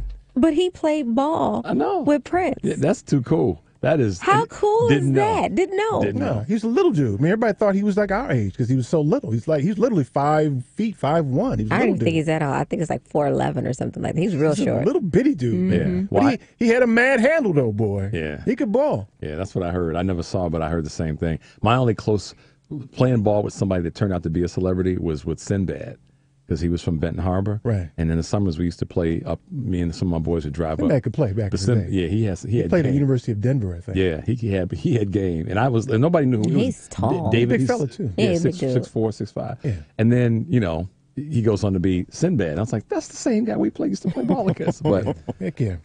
So back to this protest thing. So when Dr. King protested the Montgomery bus boycott, they were protesting for fair ridership rules on the buses. There was a clear delineation of what they were protesting for. I don't know what boycotting Starbucks is supposed to get. yeah, and I don't think that they know. And They that's- don't. And so I had a person. I'm not saying you shouldn't protest them. Right. I don't know. I'm just saying, what do you want?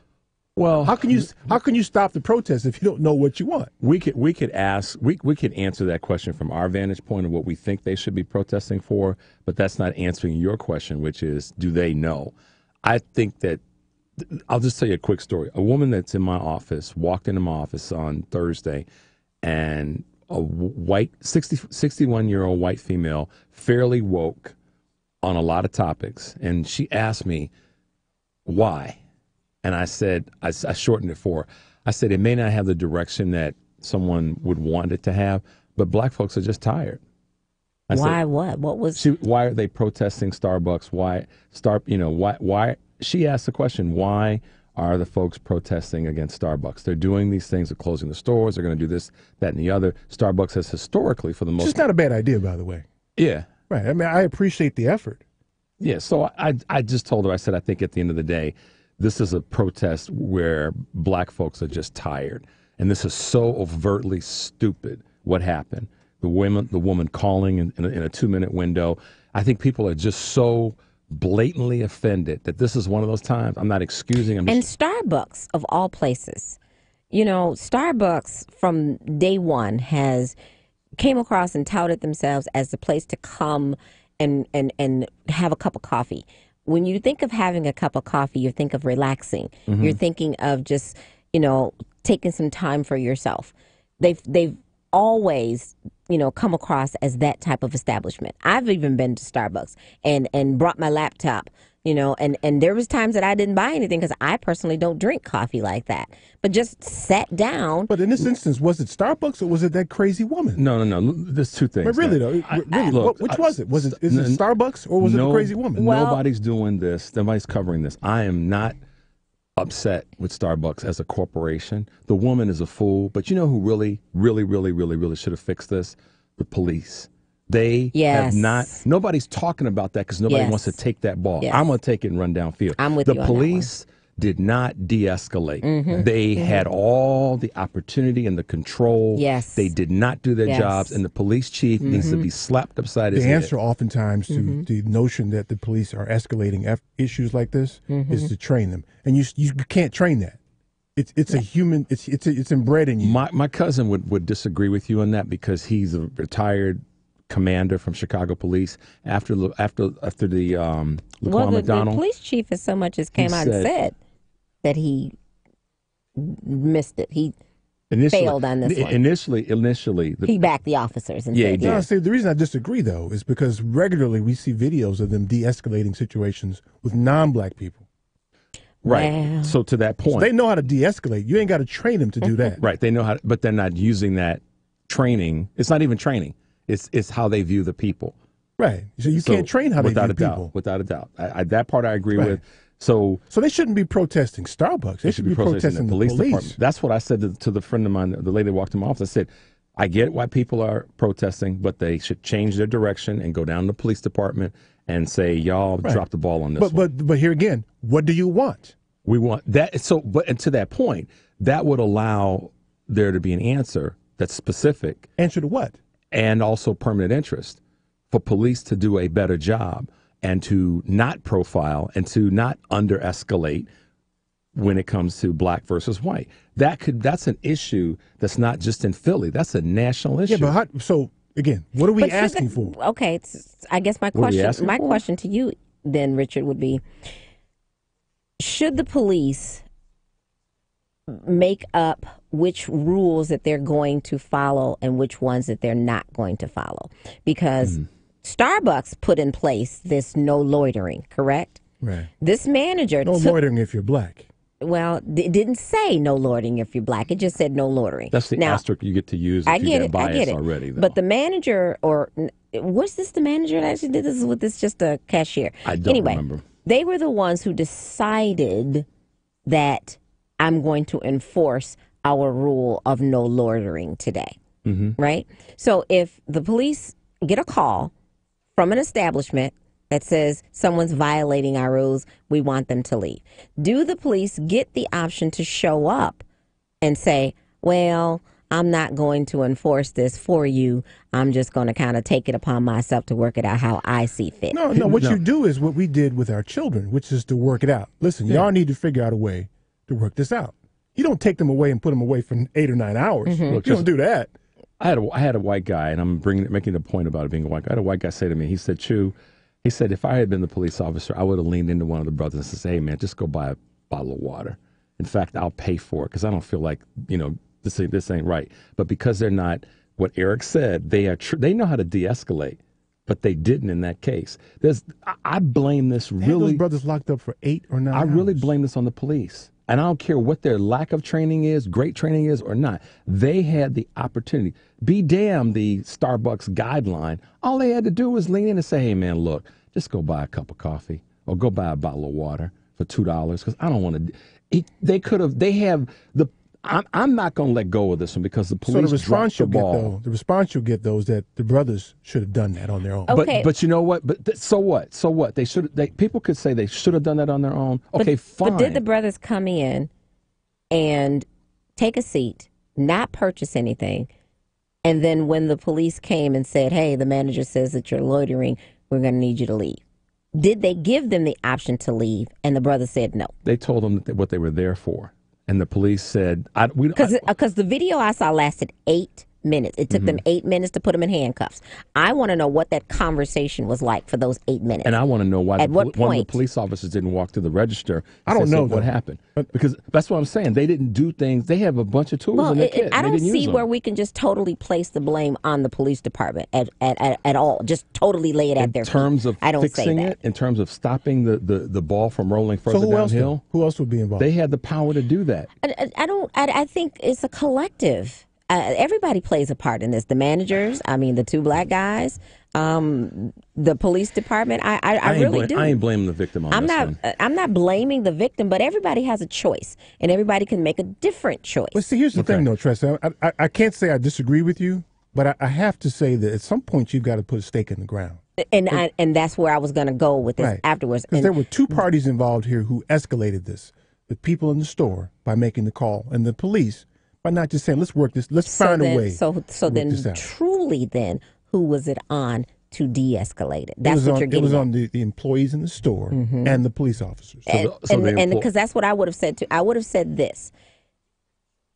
The sensitivity of the situation, given the temperature in the country right now, would have warranted a little bit of more discretion and understanding if those so are you're saying that so you're saying that the woman that called the police should have walked over and said, Mr. Police officers, everything's okay. We don't need to do anything. She should have never called her. She should have never called. Okay, so then how we know that she should have never called, but she did. She did. So the ball is already in motion. The person that has the ultimate authority in that. Let me put it to you this way: were the guys that got arrested, were they able to tell the police officers, hell no, we ain't going? Can you really honestly say though that that's what was in her mind and her heart. Don't say it doesn't matter, because it does. Because we can argue de-escalating. Well, we can argue intent and what someone was thinking, but the truth is we really don't know what a person's thinking. She could have just been following rules. She could have been following rules and gotten a beat down from a male 2 weeks ago and was pissed off at men. I don't care what her rationale was. Or somebody could have been loitering last week and she got a reprimand from her district manager when they walked in. So we don't know what her intent was. What I'm saying is everybody kind of did what they did when they did what they did. Mm-hmm. So if we're trying to figure out at what point when it went south, could we have maybe stopped it from going south? I don't know that we can figure that out. So what point was going south? What do you define as it started to go south? At what point did it start to go south? Without any other added on influences as to why it got started in the first place. So in other words, you just said that the woman may have had a lot of things. Based on what we know, when do you think it went south? Yeah, when do you think it went south? I think it went south when she walked over. Okay. But when she made the decision to actually walk over and say what she said to those gentlemen. I mean, I guess that's it went fair. south at that point. I don't know. I could agree with you partially on that. I think that it went south when she decided that the response to their answer was to call the police. Or, and again, we weren't there, and I'm not trying to take up for anybody. I'm just trying to put everything all out in pieces how I saw it, play out. When she walked over, did she say, when she said, hey, because it's being reported that she said, can I help you? Can I get you anything, coffee, tea, or a complimentary cup of water? So I don't have to get in trouble because last week it happened. Bam. Okay, right. So then the brothers say no. So here's a question. So then did she follow that up with, well, if you're going to be in here, I'm going to get in trouble if you don't. Just go get a cup of water. I need a cup of coffee. I need the water. But now we're kind of making up scenarios that we don't really know. And that's what we're doing this whole show since we've been talking. We're making up something we really don't know. But here's the thing, though. I think that we do know that it doesn't take 2 minutes to decide to call the police. If I was working in that store, and you can add all the scenarios about putting pressure on me to get people who aren't buying things out of there. 2 minutes. 2 minutes is too short. I just think that and see, I would have to disagree with you on that, because if she's following her job description to the letter of the law, you can make that decision within 2 minutes. Now, whether or not she made that decision based upon biases, that's what we're really trying to get here's at. The thing. Here's the thing that the larger society and that white woman that came in your office might not understand is that historically the police have been used against us. Mm-hmm. Someone said to me once that the police, their job is to protect white people from black people. That's what their job is. That's what they do daily. So that is. Black people don't call the police because we know. It's like you said last week that they're used against us. White people call the police. So when she called the police, that was a white response, and it was her way of. It was also her way of projecting a sense of authority. But does it make her wrong? Yeah, it makes her wrong. It makes her wrong. It makes her wrong if she does it in 2 minutes. I think that if it was a reasonable amount of time, y'all been here too long. You got to go. You got to buy something because this is what I'm faced with. Yeah, I'm coming back over to you I'm coming back to you in 2 minutes. And say, listen, the rule is you have to buy something in order to stay here. You can't stay here too long. And then they said, oh hell no, I'm staying longest. Then there's a problem. Yeah. But I can't conceive of 2 minutes being enough time to decide that the police are necessary to defuse this. I just can't see it. Yep. I think that was the turning point if you want to define one. In terms of when it got. You look troubled. I hate that. Don't do that. Don't look troubled. Okay, so thank you, Austin, for the music, man. My man. The number's 773-763. We're going to take calls when we come back. I see Chris, Paul, Mitchell, and David on hold here. Stay tuned for more of the Family Meeting.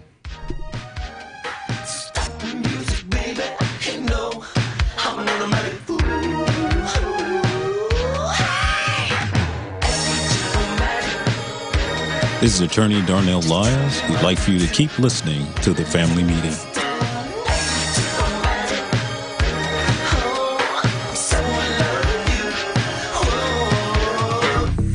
The name of my business is Dream Creations Gift Boutique. We create beautiful balloon arrangements, balloon decor for celebrations, gift baskets, and basically anything that's giftable. We are located at 8613 South Cottage Grove in Chicago's Chatham neighborhood. Our website is www.dreamcreationsgiftsandballoons.com. Our phone number is 773-72-DREAM or 773-723-7326. People should go to our store because I am the balloon queen. Everybody deserves the best, and we provide it at Dream Creations Gift Boutique. My name is Shondell Brown, and I am the balloon queen. This is Richard Chu, owner of First Capital Insurance Group, and my message is do what is doable. We each have a different measure of financial success. My mission is to help you define your financial goals in light of a realistic budget and time horizon. I want you to have a great year and a great life, but we have to keep it real.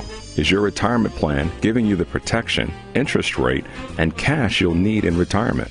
If you've had issues with your 401k, IRA, or other financial programs, give us a call. We have proven solutions, and we can help. My direct number is 312-243-3907. Let's talk soon, or visit my website, firstcig.com. That's the number 1, stcig.com. We can make our neighborhoods, cities, and the rest of the world a better place for all with Men of Purpose. Men of Purpose is a mentoring program operating out of Gresham Elementary School, located at 8524 South Green Street here in Chicago. Men of Purpose is designed to take young men starting in the 4th grade and successfully walk with them in all areas of their life through high school and beyond. Men of Purpose is looking for volunteers who can donate their time or financial support. For more information, you can visit our website, www.mopjourneytoselfdiscovery.org. We look forward to your support of Men of Purpose and keep listening to the Family Meeting. Mom, Dad, let's talk. It seems like only yesterday your parents were offering you advice, but now you could be in a position to help them. Do they have a plan? How would they handle a long-term care event? Are they prepared emotionally and financially for the future? Starting those conversations can be challenging. Call Polaris Insurance Agency and we'll send you the Let's Talk guide free of charge. Call 888-355-7154. Again, 888-355-7154.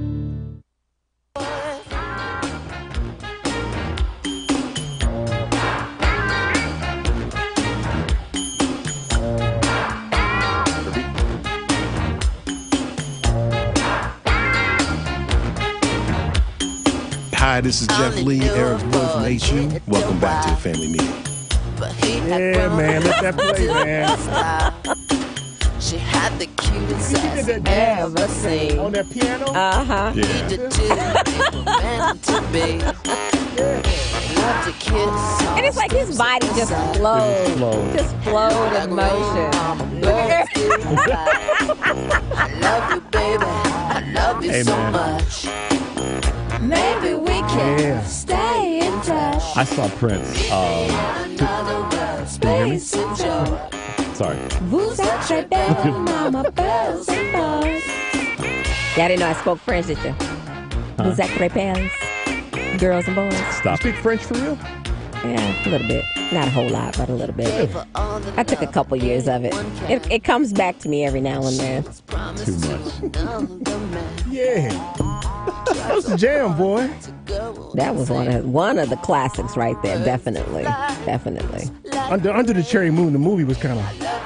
Yeah, but because they didn't find their way to the record store. Yeah. The record. What's that? Record store. You know, place where you go buy records. Y'all are never going to see this recording. Never. Not with that music on. Now. No. Let's get Chris calling from Bentonville here. Hey, Chris, what's up, man? Uh-oh. Where do I get phones here? Isn't that wonderful? Yeah. Yeah, we got 6%. We have 6% of the world's population. We consume 60% of the world's natural resources. We're dumping plastic into the oceans. We throw away 40% of our food. And we have a president who's pushing global warming and bringing back the coal industry. So that's how we celebrate Earth Day. Congratulations to us. But Chris, why you call up here with all them lies today, bro? why you do that? It's Earth Day. You know, something's supposed to be pure. I'm just saying, you know, when the election comes around and we knock the Republicans out of there, we can take back our environment. You know what I mean? Yeah, you got to hope those Democrats stand up for the environment, because you can't count on that either. Well, that's what's his name? Dr. Stephen Hawkins. Stop. He said, he was asked, what do you think we should do about global warming? And he says, colonize Mars. Because the people you got in there now, they're just out to destroy the environment. But you know, we'll probably get our people in there, and we'll have a shot. Man, Mars is far away, man. That's a long ride, man. I heard this evangelical say, well, you know, it's God's will. Hey, Chris, I appreciate it, man. Thanks. That the earth, you know, have these issues, because God will remake the earth after, you know, if the earth in fact does destroy. Now you're wasting time. It's crazy evangelical. Crazy. This coming from three people who are currently watching Lost in Space as they're trying to inhabit. Get away from Earth. Have you guys seen the meme that's going around now with the Earth is in the hospital bed and all of the planets are sitting around with the sun, and the Earth is in the hospital bed on with a drip and life support, and they holding hands like they about to pray because Earth is dying. You haven't seen that one yet? No, I gotta look that's for that hilarious. Let me get Paul here. Wow. Paul, what's up, man? What's going on? How you doing, man? Where you been? Working on Sunday. In fact, I could probably have to run off here pretty quick here, so I'll get what I have to say. Oh, he's too busy for us now. You hear this? Yeah. He's too busy for us. Oh, yeah, I'm the big man. I'm just way too busy for it. Okay, big swinger. I'm giving you a weather report. 57 degrees and partly sunny here in the Emerald City, so it's a nice day. City. That's what's up. Yeah, man. What's on your mind, man? I know you got a lot on your mind. I think you were getting to it, Eric, is that the first thing is this whoever, the manager, whatever, she never told them, she never came back and said, listen, if you're not going to order, we have a policy that if you're not going to buy anything, you know, you can't just hang around. So, you know, we'll wait for your friend for another, you know, few minutes, for 10 minutes or so. But then after that, I'm going to have to ask you to leave. She never did that. Mm-hmm. Mm-hmm. She said, can I bring you something? They said, no, we're waiting for somebody. She turned around and called the police. Essentially, that's what happened. So that they can come kill you. That's exactly what happened. That's why Starbucks is stepping in, because they know that they're foot in the doo-doo. I'm not saying that Starbucks. It's not Starbucks, though. It's her. But she's a representative of it. Starbucks is a reasonable company. No, right. But that's what I'm saying. They realize that they, as a reasonable company, have to do what they're doing. Yeah. Because it's she is their employee. But right. And I don't blame the corporation. No. But at the same time, if I order a coffee, can I sit there for 9 hours with my same cup of coffee, my small cup of coffee? As the cream starts to rise and if to not, the top. who's measuring the time you're there? Is there like a meter or something you got to feed? Are they going to say, how long do I have to drink that coffee? They come back and say, hey, slip that down and order another one because you've been here for 2 hours already. You see, that's not clear. So they really never got to the, well, you know, you need to buy something, or we'll wait for your buddy for another, few minutes, but after that, you're going to have to order something. She never got to that. No, now, here's the thing. Why I think, do they do this to white people? Well, let me tell you my experience. I've gone on to Starbucks, sat there, walked in, sat down, didn't order nothing. Nobody said boo to me. Nothing. I just sat there for an hour waiting for somebody who never showed up. Why? What's the difference? They didn't come over and ask me if I wanted anything. The reason is, you see, because I'm blind. They felt sorry for me. They thought I needed someplace to go. They felt sorry for me. But see, if you're a black person, you're a suspect. What are you doing here, right? I don't feel sorry for you. They don't feel sorry for you. So, they feel sorry for me. They wouldn't hire me. They wouldn't hire me for anything, right? So this is the different kinds of discrimination that we face. Yep. People wouldn't hire me because they go, oh, I'm so sorry, you poor SOB. You can't see, man. I wouldn't hire you. I wish I could hire you, but you ain't worth anything, right? That's a different kind of discrimination, and I want to. You couldn't afford me, right? Wow. So that's kind of what's going on here. The other thing I look at what's going on with the messaging that the Republican Party has for black people, which is the Democrats and their social safety nets have destroyed the black family, right? That's out there. Hadn't destroyed the white family, even though there far more whites are on welfare programs than blacks. And what I don't understand is that I hear this from some conservative blacks, but what an insult. As if you don't have a choice to whether to be on a social safety net program or not. If it's destroying your family, don't go on it, okay? Right? What I don't understand, It's nonsensical, isn't it? It is nonsensical. What I don't understand is why they have to place a tag on it for labels of black and white. I mean, if the entitlements are destroying black family, wouldn't they be doing the same thing to the white family? Well, that's true, but see, here's where the responsibility of the media comes in. If a white political leader says that, or a business leader says it's destroying the black family, the responsibility of the person holding that interview should go, well, hold on a second. The statistics are there's more white people on, so why is it destroying the white American family too? But you don't get that kind of response from people. They aren't quick enough, quick-witted enough to answer like that. That and they don't This is nonsensical. Listen, we're all getting dumber talking about it. But here's the other point, is that while they'll say, blacks, Trump said, what do you got to lose? In other words, what they're saying, and this is another insult, which is why when conservative blacks bring this up about destroying the family, and the Republican Party was apparently they'd rather poke them to put down Democrats. They'll poke themselves in the nose. That if Republican policies are better for black people, what they're saying is blacks are too stupid to recognize that, right? Because by far, I vote for Democrats, right? Well, those two kinds of messages are insults to black people in an attempt to appeal to them. I just can't understand that kind of logic unless these people actually are racist bigots. And then I heard this just the other day on a local conservative station says that, this is what's happened to the schools. You can't discipline black kids anymore because then you'd be called a racist.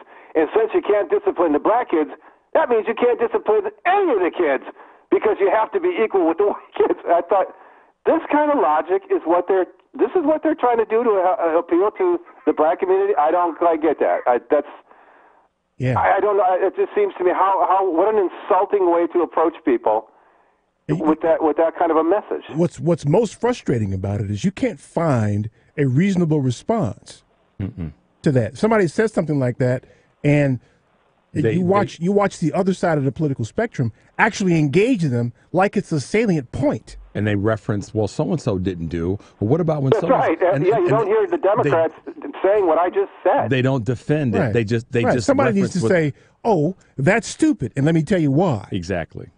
Right. Yeah, and you really... If Republican policies were so good for black folks or bad, or the Democratic policies were bad for black folks, how come during the Reagan administration more blacks went into poverty because of Reagan's policies? Well, see, but all that stuff makes sense. Nobody going to I know. Well, you know what? I got to tell you something. I was just talking to Mom yesterday. She's back in Michigan, and she told me that it was in the Detroit Free Press that the high school where I went to school in Livonia, Michigan, I don't know what the racial makeup is in that community anymore, but was a mostly white, lower middle class suburb. My mom was a registered nurse. My father was a school music teacher. Our neighborhood had, low level professionals like my parents who moved up and they got their higher degrees. And then we had blue collar. We had a lot of auto workers. So we all lived in. We had food. The high school the principals had to start a food drive because the kids in the school don't have enough to eat, and the teachers have food in their desks and in their closets to feed the kids. And I'm thinking, how could you go from a lower middle class neighborhood 40 plus years ago to lower? How can that be? Well, let me remind you that the state of Michigan is completely run by Republicans. Yep. Both legislatures. There you go, guys. Hey, man, thanks again. All right, man. Take care. All that making sense stuff never works, man. It is kind of mental masturbation. You can't do that. To use a phrase. So, but see here, I don't want to get too far away from our point here. Yeah, because we all in the weeds. Yeah, I know. Who's wrong? Who turned it the other direction is a salient discussion. But okay, so if you're going to protest, what do you want? Well, the same goes for the teenagers who are protesting gun laws. Okay, you can't just want gun laws. No, specific. They've been. I give the kids a little bit of credit on this. They have said they want assault rifles banned. They've been clear about that. Well, yeah, that's fair. I think everybody wants that. The kids that are protesting since Parkland, right? They've been specific. They minimally want assault rifles banned. They want to live. And that's enough right there. I like that they're wrapping some of the dynamics that we have in the urban communities as well. Is what they're saying. You got to give Emma Gonzalez her props for that, because she literally said, that girl's working, man. She said, "Look, I'm paraphrasing. I'm reaching out to the black folks in the cities, because we have a platform and you guys don't, and you don't. So y'all need to come on and join us." I mean, I thought which is sad, by the way, that a 17-year-old child had to do it. Had to do that when we got grown folks, black and white, that ain't stepped up to do that. So, but here again, if you're going to protest, what are you asking for? In this instance here with Starbucks, I don't know what you could ask for. And that may have been the woman that walked in. You can't ask for anything from Starbucks per se. I know ultimately, because I know she's got a good. She's woke. That was. I wouldn't have even wanted the manager to quit. To be honest with you. And I know that probably learn. That might make some people will walk in there and chastise her every day if she stays. She'd catch hell every day, and that's not. I mean, I agree with you. In an ideal world, she'd be able to stay, but society's going to beat up on her now if she stays there. Unfortunately, they're going to go to that Starbucks. Where's the heifer who called the police? And I want to freak up the coffee. But see, then why does an action like this solicit that type of response? So 2 wrongs don't make a right. So if she would have stayed in the face of all of that, what the community should have did was embraced her and said, I'm glad that you're willing to stay and face your own. You want to make her the poster child, huh? Well, I wish somebody's got to do it. She sounds like she's an idiot. You don't want her in front of the microphone. I don't see. We beating up on her, and I know y'all probably people are probably listening at me going, "What is wrong with Teresa today?" I know what's wrong with you. There's nothing wrong with me. You don't know if she's a Klansman or not. She could be a Klansman. I don't know that, but I also don't know that. I don't know what's in her heart. You know what? Or what's in her mind. Wildebeest travel in herds. You know what? And they push the weak and the stupid to the edge of the herd. She needs to get pushed to the edge of the herd and serve to the lions. So we should whatever. Just like Richard said, just throw her off. Push off. Bye. I don't believe that anybody's. She can go work at Dunkin' Donuts or something and tell them people to get out of there. So Dunkin' Donuts going to be the next. We'll get them next. So you almost made me cuss. Yeah, I saw that. Did you see? You did. Kind of lips got pursed and everything. You almost made me cuss. All right. So look, I see Mitch and David and Paul calling from Niles. We got to do the news, and then we'll get right back to you guys specifically when we come back. Stay tuned for more of the Family Meeting. She's always in my boat. She's always there, telling me just how much she cares. She's always. This is Jason Brown, General Counsel of Dyson and Howard University alum. Keep listening to the Family Meeting.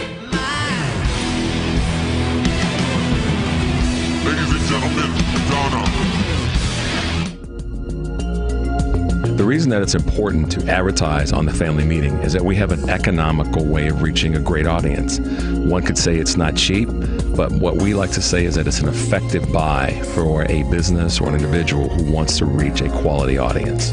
The reason that it's important or a good place to advertise is that our cousins love to patronize.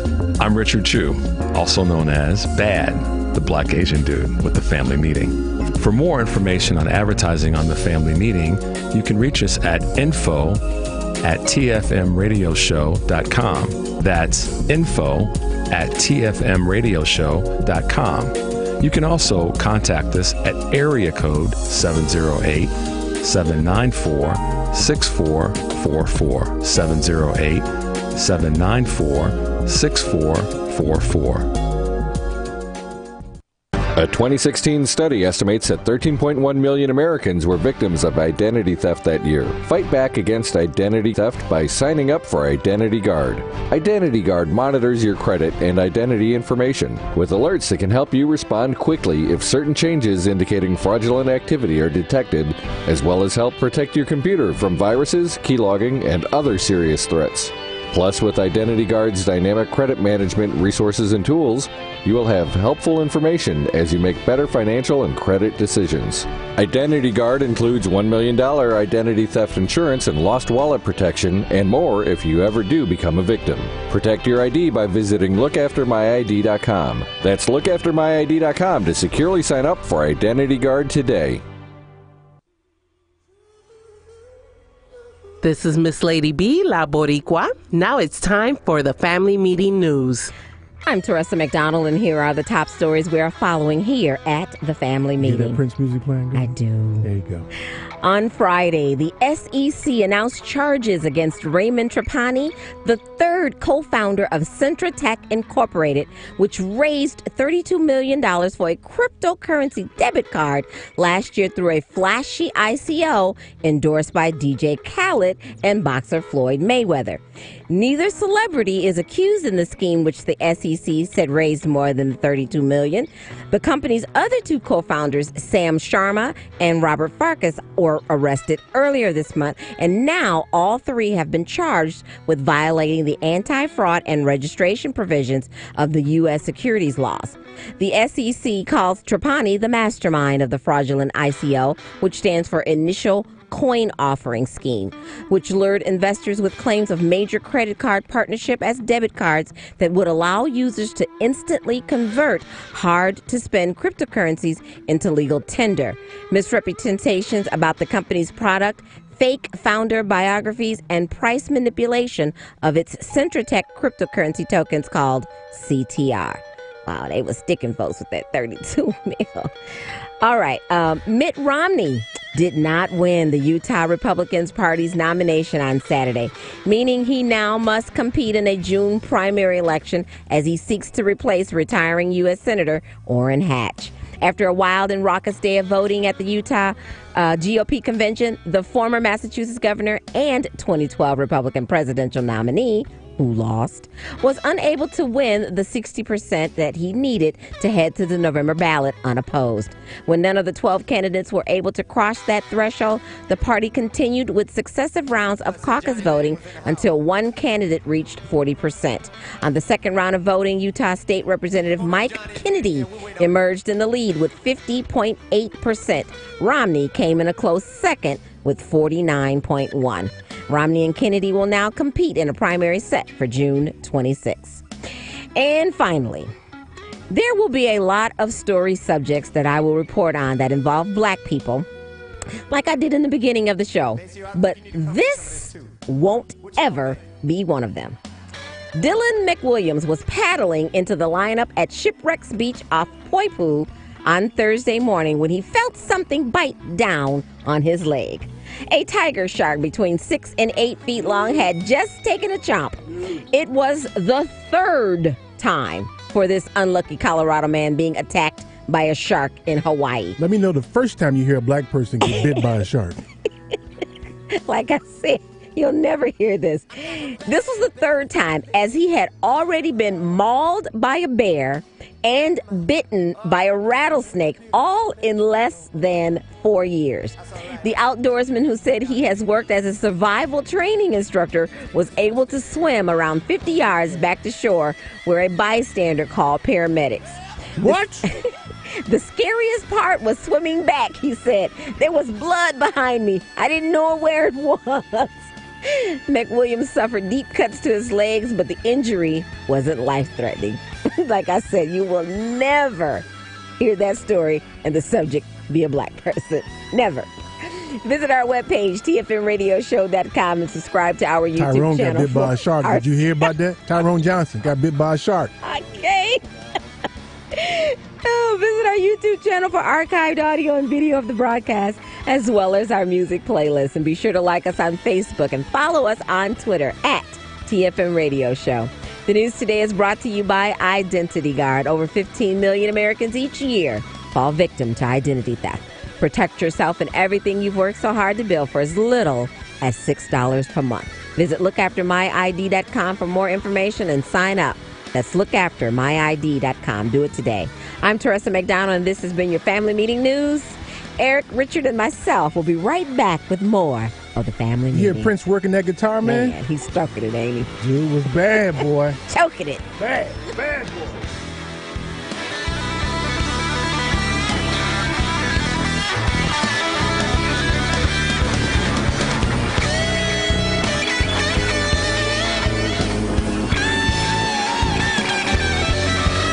You're listening to Chicago's only independent progressive talk station, 820 AM WCPT Willow Springs and 92.5 WCPT FM DeKalb, Chicago's progressive talk. A basic and essential part of any financial plan is savings. Most of whatever cash you have will be there because you put it there, not necessarily because of some fancy investment. Now with Save and Plan, Polaris has introduced a way for you to get empowering financial advice. Save and Plan is simple. Just sign up to save on a systematic monthly basis directly from your account and gain access to a planner and our planning services. Once you sign up to save, Polaris will help you develop a customized financial plan and give you a real person to speak with. Your dedicated planner is just an email or phone call away. Save and Plan offers empowering advice for everyone. Visit us at polarisadvice.com and call us today at 312-951-2606 or email us at polarisadvice.com. That's 312-951-2606 or email us at polarisadvice.com. Save and Plan, empowering advice for everyone. Securities, insurance, and advisory services offered through FSC Securities Corporation. Member FINRA SIPC. Insurance services offered through Polaris Insurance Agency, Inc., which is not affiliated with FSC Securities Corporation. Hey Chicago, it's time for you to make a difference in a child's life. AARP Foundation Corps is looking for volunteers to help kindergarten to third graders read. You can do it. Here's how you can register. Call 877-926-8300. That's 877-926-8300. And reference AARP Foundation Experience Corps or visit www.aarp.org/eatchicago. It's time for you to help a child read. Turn around.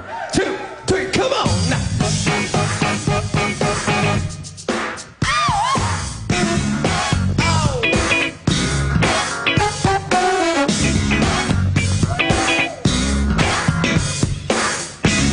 Hey, this is Stephanie Miller. Be sure to tune into my show Monday through Friday, 8 to 11 a.m. But right now, keep listening to The Family Meeting on Chicago's Progressive Talk, WCPT, AM and FM. Get on the floor. Yeah, this is the jam right here, boy. Y'all know nothing about this, man. There's something special about the lead guitar. You know, yeah. We're gonna show you people how to scream. Okay. All right, man. Because I could let that play the whole time. That's like a long play on the 1999 album. It's like a 12-minute song. I know.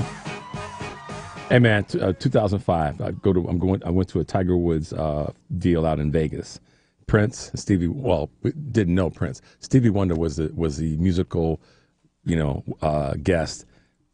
12,000 people in the stadium, in the arena. Stevie's just killing it, and all of a sudden you see these two big, large brothers standing at the back of the stage with like these capes, and then you hear Stevie start the opening to Superstition, and then about 30 seconds in, then you hear this guitar, and then these two brothers just pull these capes back, and it's Prince, and Stevie and Prince did Superstition. I saw that video on YouTube.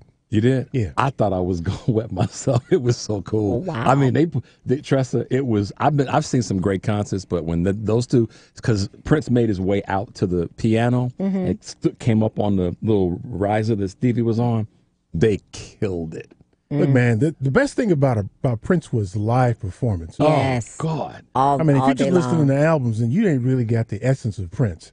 The man put on a show. He did. He really Yeah, did. he was a master with a guitar in his hand. Yeah, and there's several videos that you probably could pull up. I'm still hoping that you can, where he's joined people like Tom Petty. What's the one? Excuse me. He's got a Jewish name. He's black, but he's Jewish. Lenny Kravitz. Lenny Kravitz, yeah. That's from that year 2000 New Year's did you show. see that? But them two did American Woman. Yes. Well, oh my God, that was amazing. You know Lenny's daddy is Jewish, Yeah, and I his do. mama's And his- Roxy. yeah, I do. Yeah. Austin, play that, man. Yeah, I got the Lenny Kravitz joint on there. Yeah, that was like one of the best. Did you watch that show? Yes, I did. I watched the whole show. I bought the video of that show. Wow. Yep. This is it. You right hear it? Yeah. Soon as you can tell. And I couldn't, it was Prince's concert, but Lenny came on stage, And he right? came- and he walked through- he walked through the audience. crowd, yeah. Yeah, came up there. That's the party I wish I had gone to on New Year's Eve.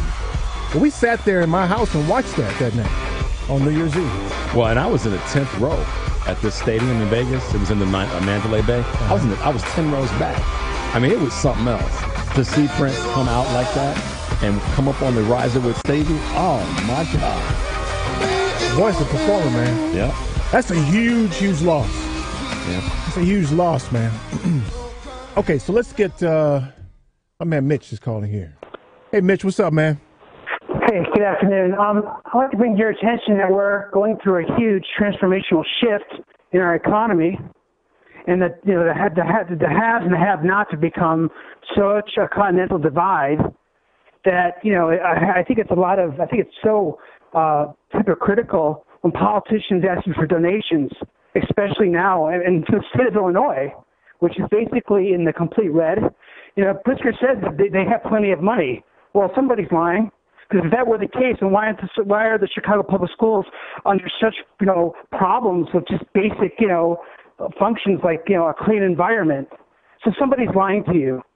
And what I don't like about politicians, especially during election years, is that they will say anything in front of your face to get you elected, to buy your vote or whatever, however you want to put it. But behind your back, they're double-crossing you, they're linking up with Big Pharma, why the middle class in Illinois is being basically sucked out. Okay, if you're a white male so hold on a second. In your 40s and 50s. So hold on a second, Mitch. So I hear you, and I don't disagree with you at all. My question, though, is what do you do about it? Yep. How do you attract people who aren't like that to run for office? Well, okay, first of all, let me back up for a second. The reason why we're at this state right now is because of the pensions and the systemic corruption in the Democratic Party over 100 years. Okay. That's first of all. How you change it is that you got to vote these people out. Are the Democrats the only ones doing it? I always talk to you guys about this every week. Mitch. We live in a banana republic. Mitch. The notion that Mitch. Are the Dems the only one that's been stealing? And corrupt? It's a yes/no question. What was that? She asked, are the Dems the only ones who've been stealing? I think that basically, if you look at all the Democratic cities, historically over the last 75 years, but Mitch, that's not really Democrats. Mitch, that's not really an answer, though, man. No. Do you believe that it's just Dems who are stealing? I think honestly that it's obviously probably from both sides. Okay. But the problem is that this is a Democratic state. It's a Democratic city. And basically, the state of Illinois is the reason why we're at this point of no return is because of the corruption. So you don't blame any of this, Mitch. You don't blame any of this on the economic policies of the corporations within the state, which have been largely for 50 years run by Republicans. Yeah. Oh, come on, that's not true. First of all, yes, it is. Mitch, wait. Before we start this, we don't do political gangs here. So, let's agree that both sides are screwing this thing up. Okay. Yeah. Okay, fine. For the sake of the argument, you're right. But my point is that in order for us to move forward, you have to find people that are not in the game. Who has to find people? It's all about ego. And the money that they're asking, if you guys take a deep dive in the economics of these elections, with these governors, and even on a national level, it's sickening. How could you not wake up? That's my point. Don't hand me some fairy tale story about corporations. Who do you think's getting those contracts? Yeah, but Mitch, That's what I want to come back with. Who do you think is getting those contracts through? Mitch, we can't, though. I don't think part of the solution is being a professional problem finder. Yep. We agree with you. So if you're going to call here and say that politicians are a problem, we agree with you. The question I have then, okay, now what? I think my whole point is that we're up against a very difficult challenge because these politicians historically are always corrupt. Because during a political election, they're always going to tell you what you want to hear. Mitch. You have to find such an out-of-the-box candidate who really has, this is going to answer your question, that has an intrinsic quality about being a humanitarian. Do you have any suggestions, Mitch? Who would you, got any suggestions? I don't. I really don't, to be quite honest, because all of them, from the research that I've done, make me sick. Okay. And so also, then when you look at the mayor of the state. But Mitch, don't be a professional problem finder. Listen, you can do that elsewhere, but here we're looking for solutions. So I just gave you a solution. You have to identify with a candidate that thinks outside the box, that has a really humanitarian center. Like who? Like who? I don't know that person yet. So when you figure that out, Mitch, give us a call back. Yeah, help us with that, man. I want to know. Yeah, help us with that. Yeah, we need to accumulate names here of people that fit in that category. Yes, that's what we need. If we're talking about that being a problem, we need to match it with a solution. Absolutely. Absolutely. Right? Otherwise, we're just doing like all the rest of the people who are in the media, problems, just talking about the problem. Yep. Over and over and over. I don't want to hear about the problem anymore. And not framing it with the solution. It's about our permanent interest. Okay. Most of the time, whatever political gang you decide you want to be a part of, I think we all agree on some of the basics. We want good education. We want safe communities. We want to have good opportunities to earn a living. Right? We all want that. And, oh, by the way, according to the GOP, middle class is about $450,000 a year. Right. So they see things differently. Yeah. Right. Against all the numbers. But right. Let's get David calling from Sacramento, California. Dave, what's up, man? Hey, Dave. Okay, let's put Dave on hold and get Paul calling from Niles. Paul, what's up, man? Yes, I just wanted to give you many kudos on your new video feed. It's wonderful. Thank you. Thank yes, you. Look at Mike. I can't tell you how much of a pleasure it is to see those gorgeous mugs of yours up close and the words actually coming out of your mouth. We'll send a check in the mail today, man. Now, here's a golden showers riddle for you. No. Okay, what's the difference between a chickpea and a garbanzo bean? Trump never had a garbanzo bean on his face. Oh, that's so nasty, man. That is so incredibly nasty. Oh, my God. How you expect me to eat today, man, after hearing that from you? Well, just I don't know, just have yourself one of my special brownies, and then you'll have your appetite back.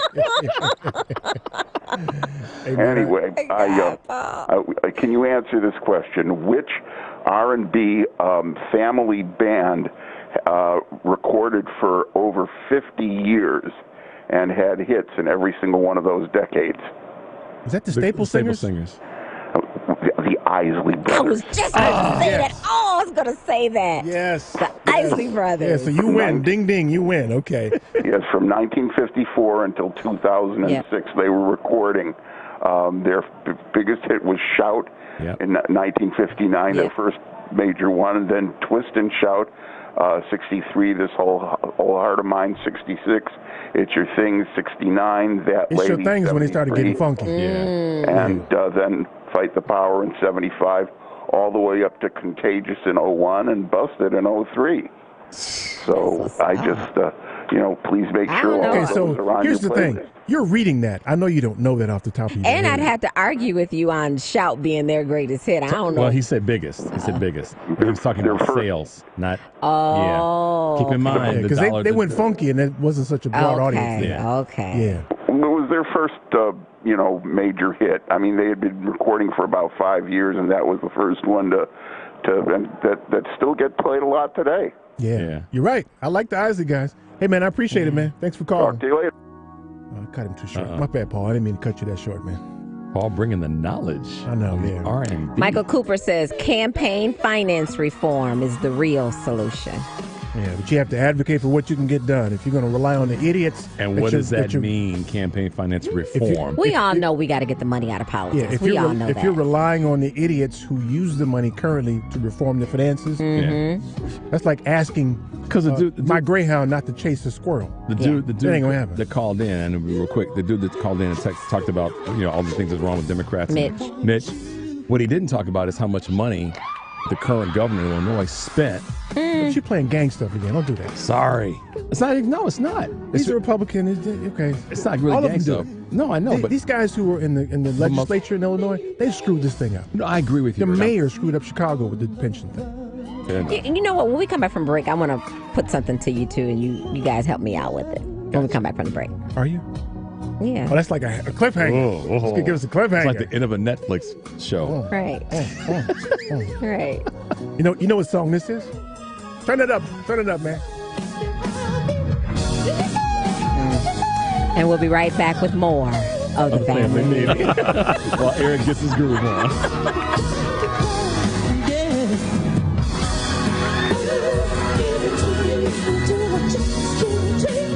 I'm Donna Miller. I'm running for Cook County Board of Commissioners in the 6th District. Check out my website at www.godonnago.com. Keep listening to the family meeting.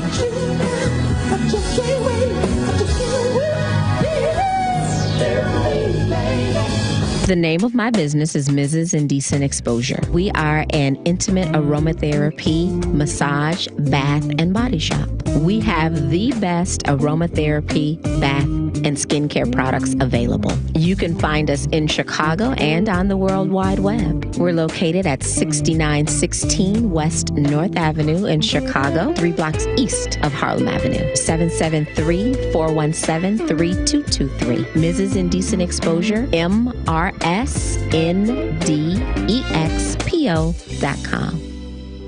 A 2016 study estimated that 13.1 million Americans were victims of identity theft last year. Fight back against your identity being stolen by signing up for Identity Guard. Identity Guard monitors your credit and identity information with alerts that can help you respond quickly if certain changes indicating fraudulent activity are detected, as well as help protect your computer from viruses, key logging, and other serious threats. Plus, with Identity Guard's dynamic credit management resources and tools, you will have helpful information as you make better financial and credit decisions. Identity Guard includes $1 million identity theft insurance and lost wallet protection, and more if you ever do become a victim. Protect your ID for as little as $6 per month. Yes, that's only $6 per month by visiting lookaftermyid.com. That's lookaftermyid.com to securely sign up for Identity Guard today. Is your child prepared for the school year? Getting started early means a better chance of getting ahead.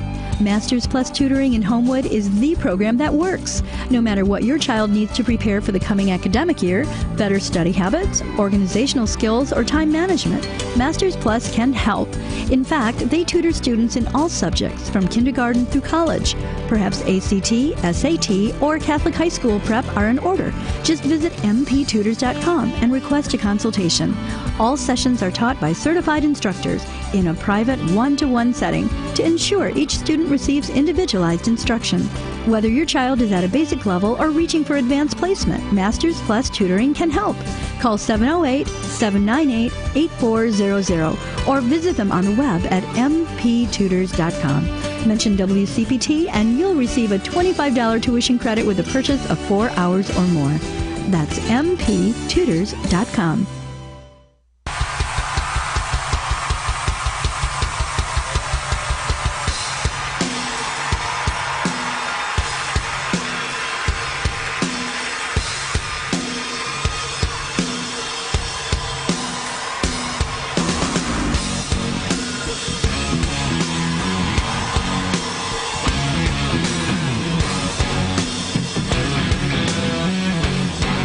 This is DeAndre Edwards, assistant coach of the West Inglewood Tigers. Welcome back to the family meeting. This was the Prince in the Afro joint here. He had the big round glasses. Oh yeah. That sort of Foxy Brown look, Foxy Brown era. Yeah. He kind of slowed down this jam.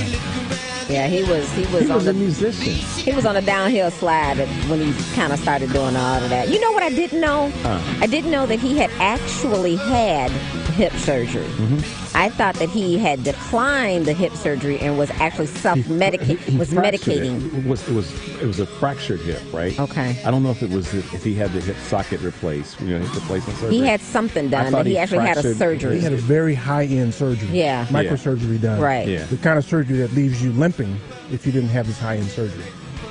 Yeah, and then supposedly that's when he got hooked on the meds. But you saw where they were actually thinking about charging someone in that, but then they declined to do that. Back up, man. I'm mad. I'm sorry, I miss Prince, but I ain't mad at him for what he had to do to whatever to get through and to get by. I'm just not. I wasn't in his shoes or his boots for that matter, but I ain't mad at Prince.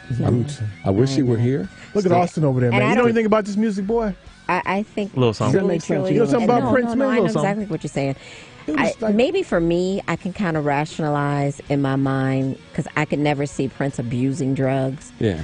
But I think what happened was the logical, there's all these kind of conspiracy theories out there about what happened to him.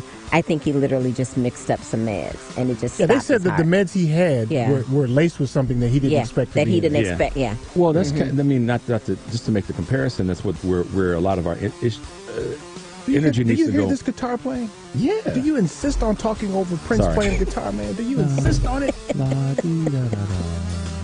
You playing that Austin, man? Turn that up, man. That's genius. What's funny, man? Something funny over there?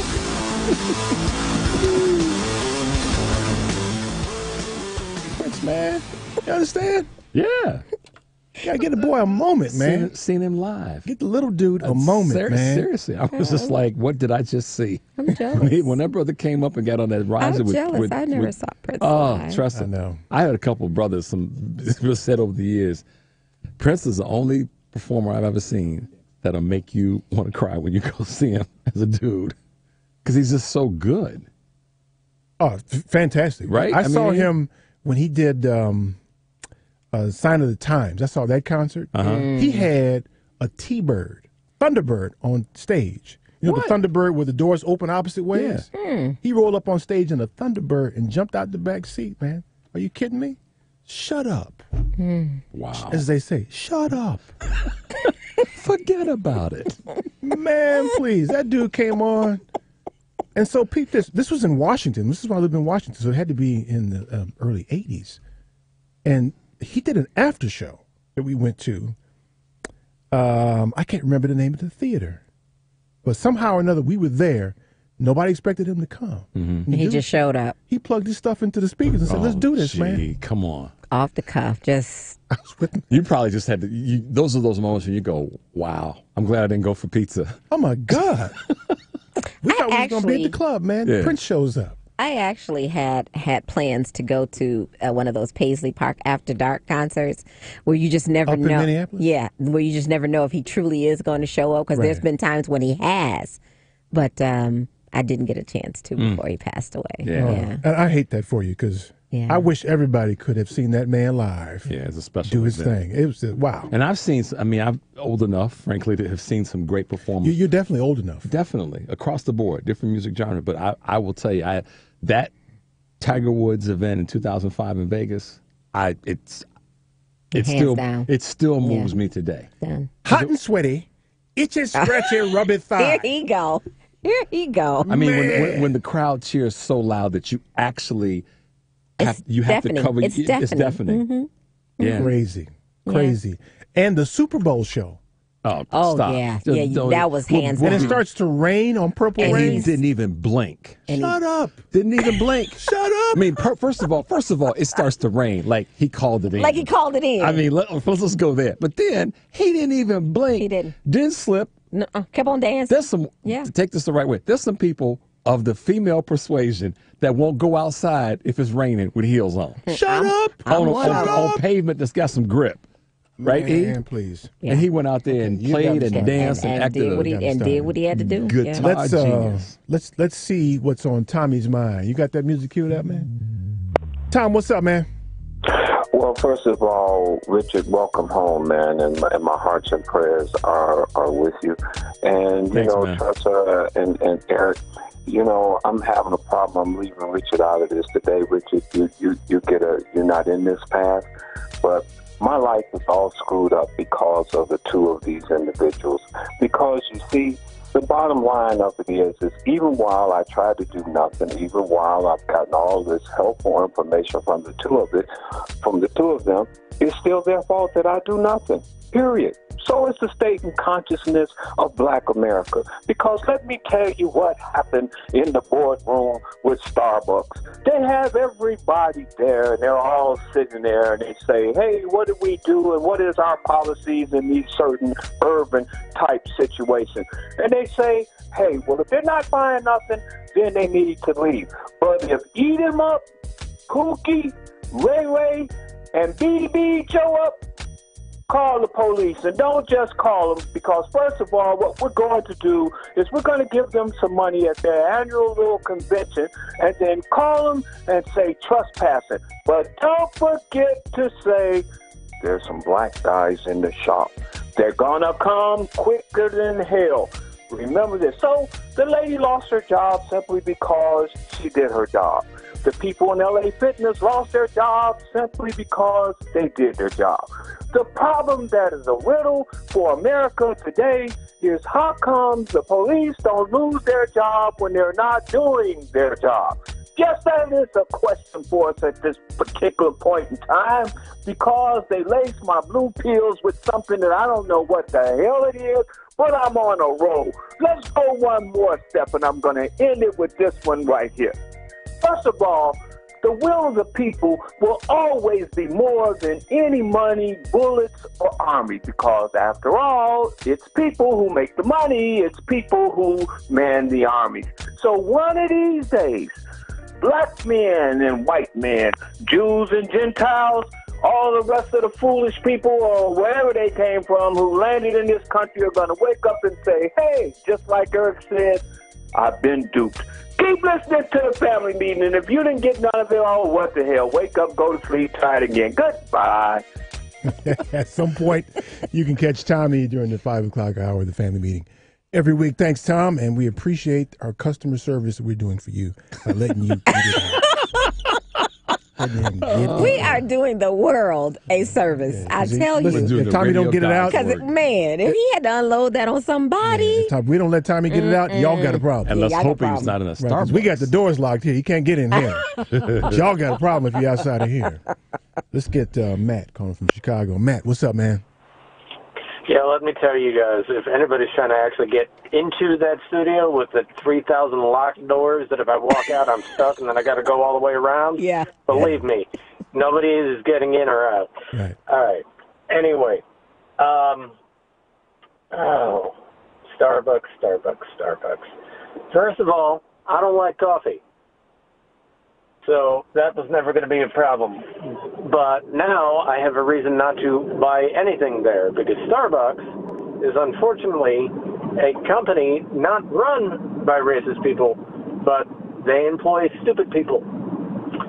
And because they employ stupid people, they're going to lose a lot of business. And they deserve every penny that they lose. Now, do I think that lady should have lost her? So just so I'm correct, they did fire that employee? It was mutual. They mutually agreed to part ways. She gone. Yes, she like gone. It's mutual when a pro wrestler hits another pro wrestler with a chair in the face. Yeah, no, that was real mutual. But so that was mutual. But do I think the lady should have mutually resigned? Yes. She deserves. How do you resign from a damn Starbucks. I think Starbucks that every job? other person in Starbucks needs to lose their job. No. Do you write a letter of resignation to Starbucks? I hereby resign my position as coffee making person. Go back behind the barista machine. I'm gone. Oh, that's what I mean. I'm gone. Don't resign. You just don't show up no more. This job today. I'm sorry, Matt. Go ahead, man. And no, here's something you guys don't know about me, and this is going to surprise you. I saw Prince live. Okay, I can believe that. I saw him at the 2006 Super Bowl. Now, yeah, I know that doesn't technically count, but guess what? He was live, and I have to tell you, I have been to many, many, many concerts. That was the best damn thing I have ever seen. He played all the way through that rain, and let me tell you, it rained so much that my wallet was legitimately stuck to my pants by the time I got home. Like, I actually had to throw those clothes away because they were so wet they weren't ever going to dry.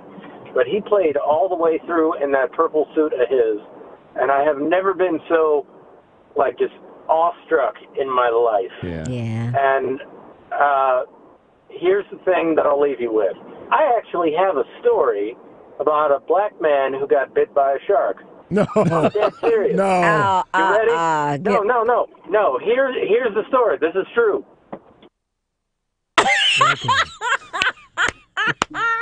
Of course not. Of course not. No, he never had one. Of course not. Of course not. You'll just never hear that. No, you don't. Okay, so let's get back to Dave from Sacramento, California. Dave, what's up, man? Hey, how you doing? Good, man. How are you? Good. Pretty good. All right, so I need to get to the point of what I want to make. Okay, the point that I want to make. What are you doing, washing dishes or something, man? No. Okay, I heard noise back there like you were putting dishes away or something. No, I'm sorry.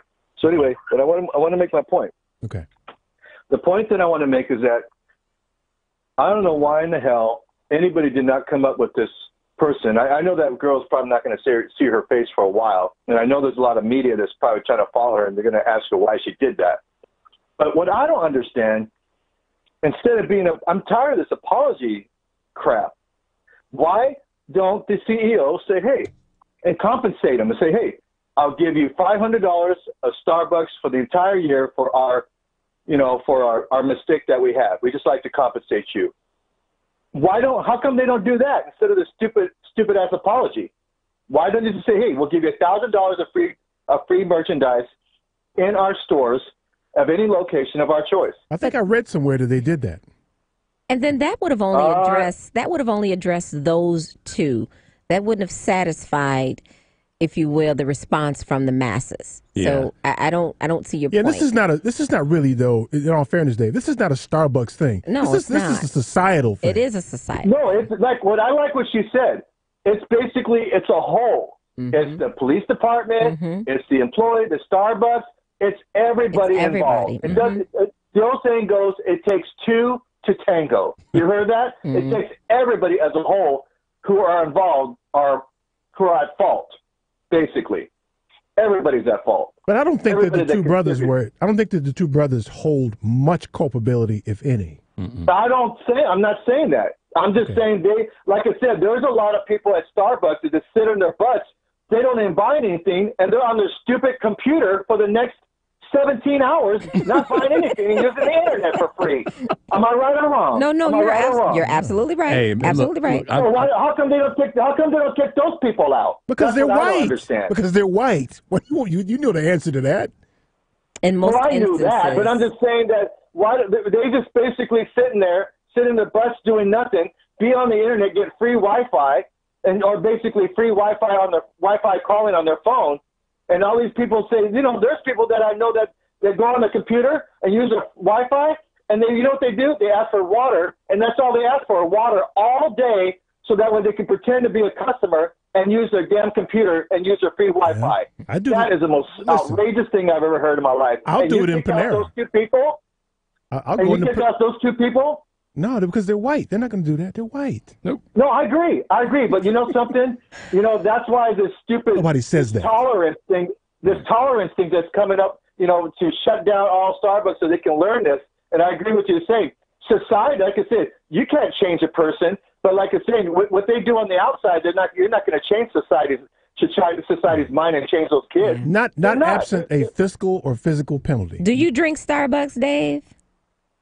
To be honest with you, I haven't drinking any coffee from that place ever because I don't drink coffee at all because it basically raises your cholesterol because of the caffeine.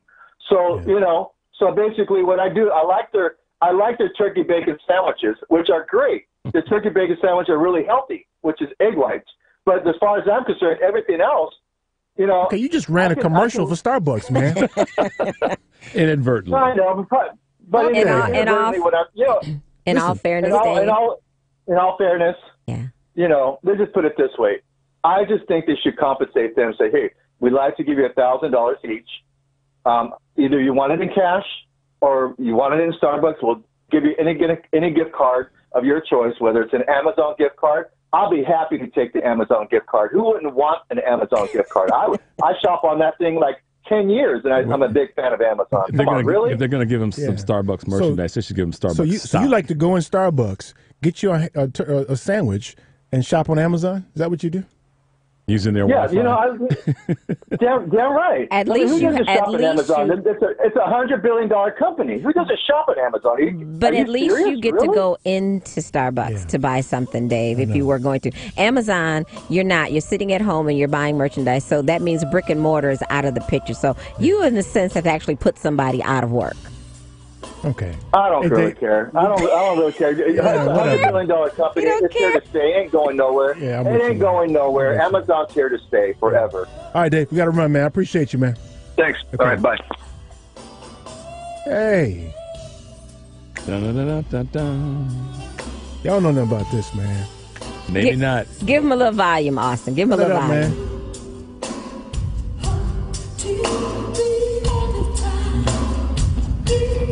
We purposely chose live performances so you could get a feel. Yes.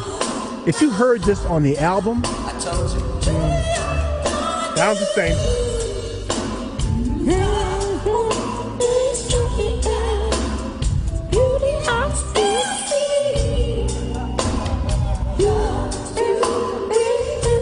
Stay tuned for more of the Family Meeting.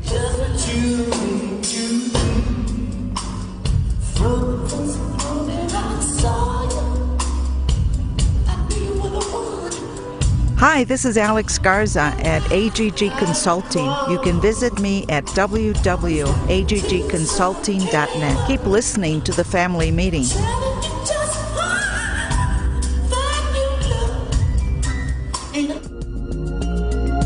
The reason that it's important to advertise on the Family Meeting is that we have an economical way of reaching a great audience. One could say it's not cheap, but what we like to say is that it's an effective buy for a business or an individual who wants to reach a quality audience. The reason that it's important or a good place to advertise is that our cousins love to patronize. I'm Richard Chu, also known as Bad, the Black Asian dude with the Family Meeting. For more information on advertising on the Family Meeting, you can reach us at info@tfmradioshow.com. That's info@tfmradioshow.com. You can also contact us at area code 708-794-6444, 708-794-6444.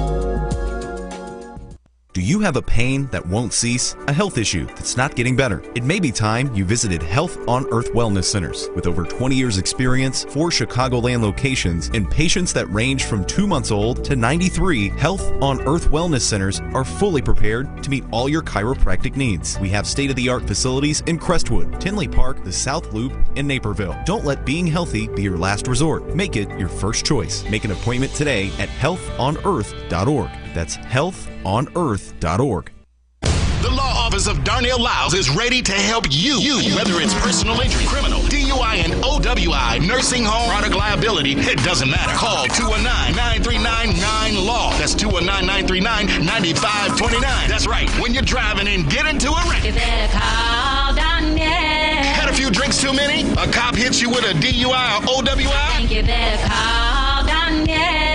Arrested and facing criminal charges, misdemeanor or felony? I think you better call Darnell. Purchase a product that causes you or a loved one harm? I think you better call Darnell. When your loved one is neglected and abused in a nursing home? I think you better call Darnell. That's right, you better call Attorney Darnell Lyles and get represented right. And the first consultation is free. Yes, free. So call right now. 219-939-9LAW. That's 219-939-9529. Attorney Darnell Lyles. Darnell Lyles.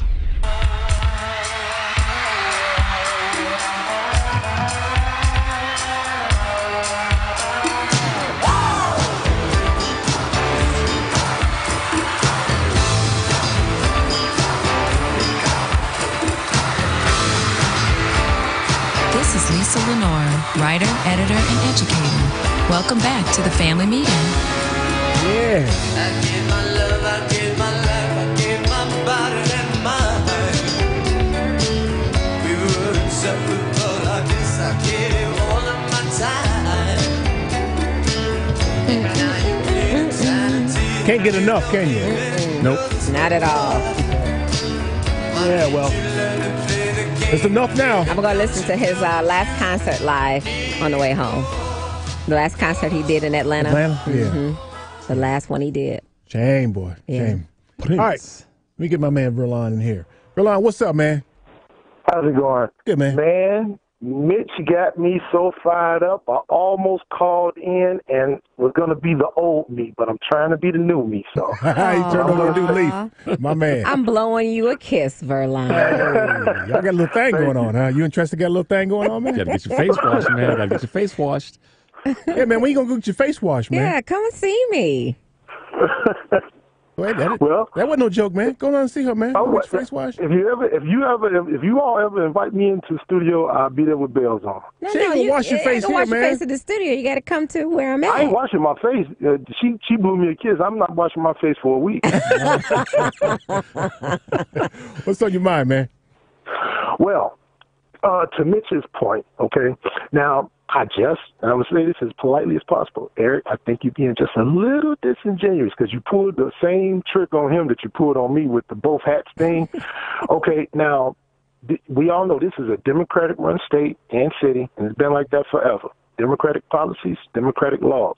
I understand what Richard said about as far as corporations contribute a little bit with the money thing, but the Supreme Court passed a law that they can contribute as much as they want, so we can't really do anything about that but fight back against it if you're on that side. So Mitch is right. It's the Democrat policies that got this city and this state, into the tank. We just.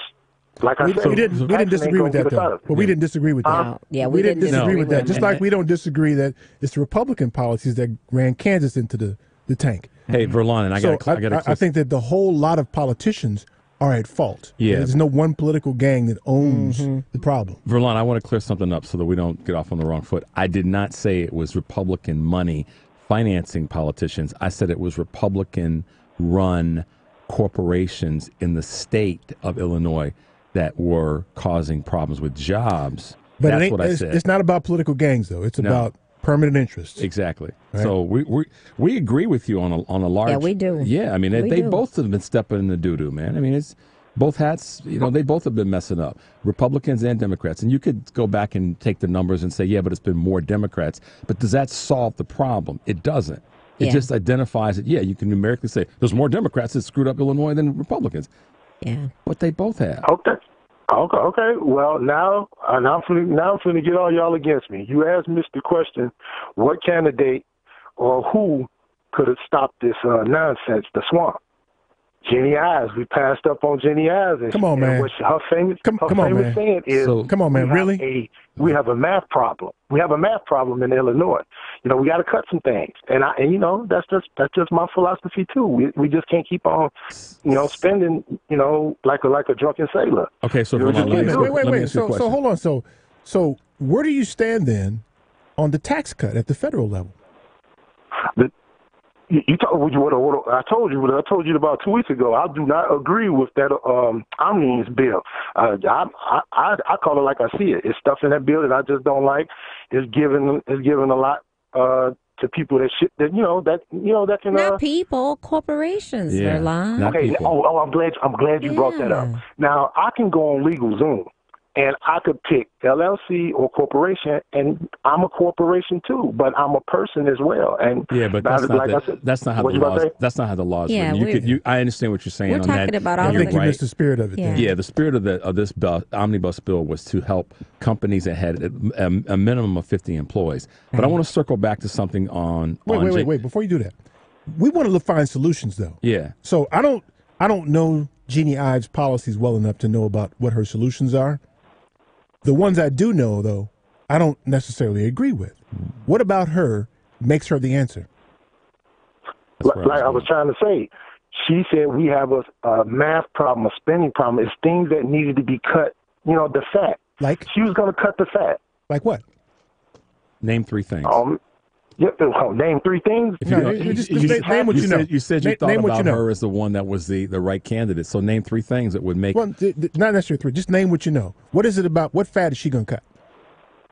Well, she could have cut the gas tax. She could have cut what Ronald just passed. He passed the policy of giving more money to the bailouts to the teachers unions and what else? To Chicago public schools. I mean, come on, we throwing good money after bad. We just spending good money after bad. Ronald did some social issues that we didn't agree with as well, but that's not going to help us financially.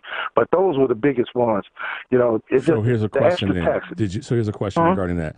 So here's a question, and maybe it's a private question, but I'm going to ask it anyhow. Did you vote for Bruce Rauner? Yes, no, I voted for him the first time, because anything was better than what we had at Quinn. Hold on.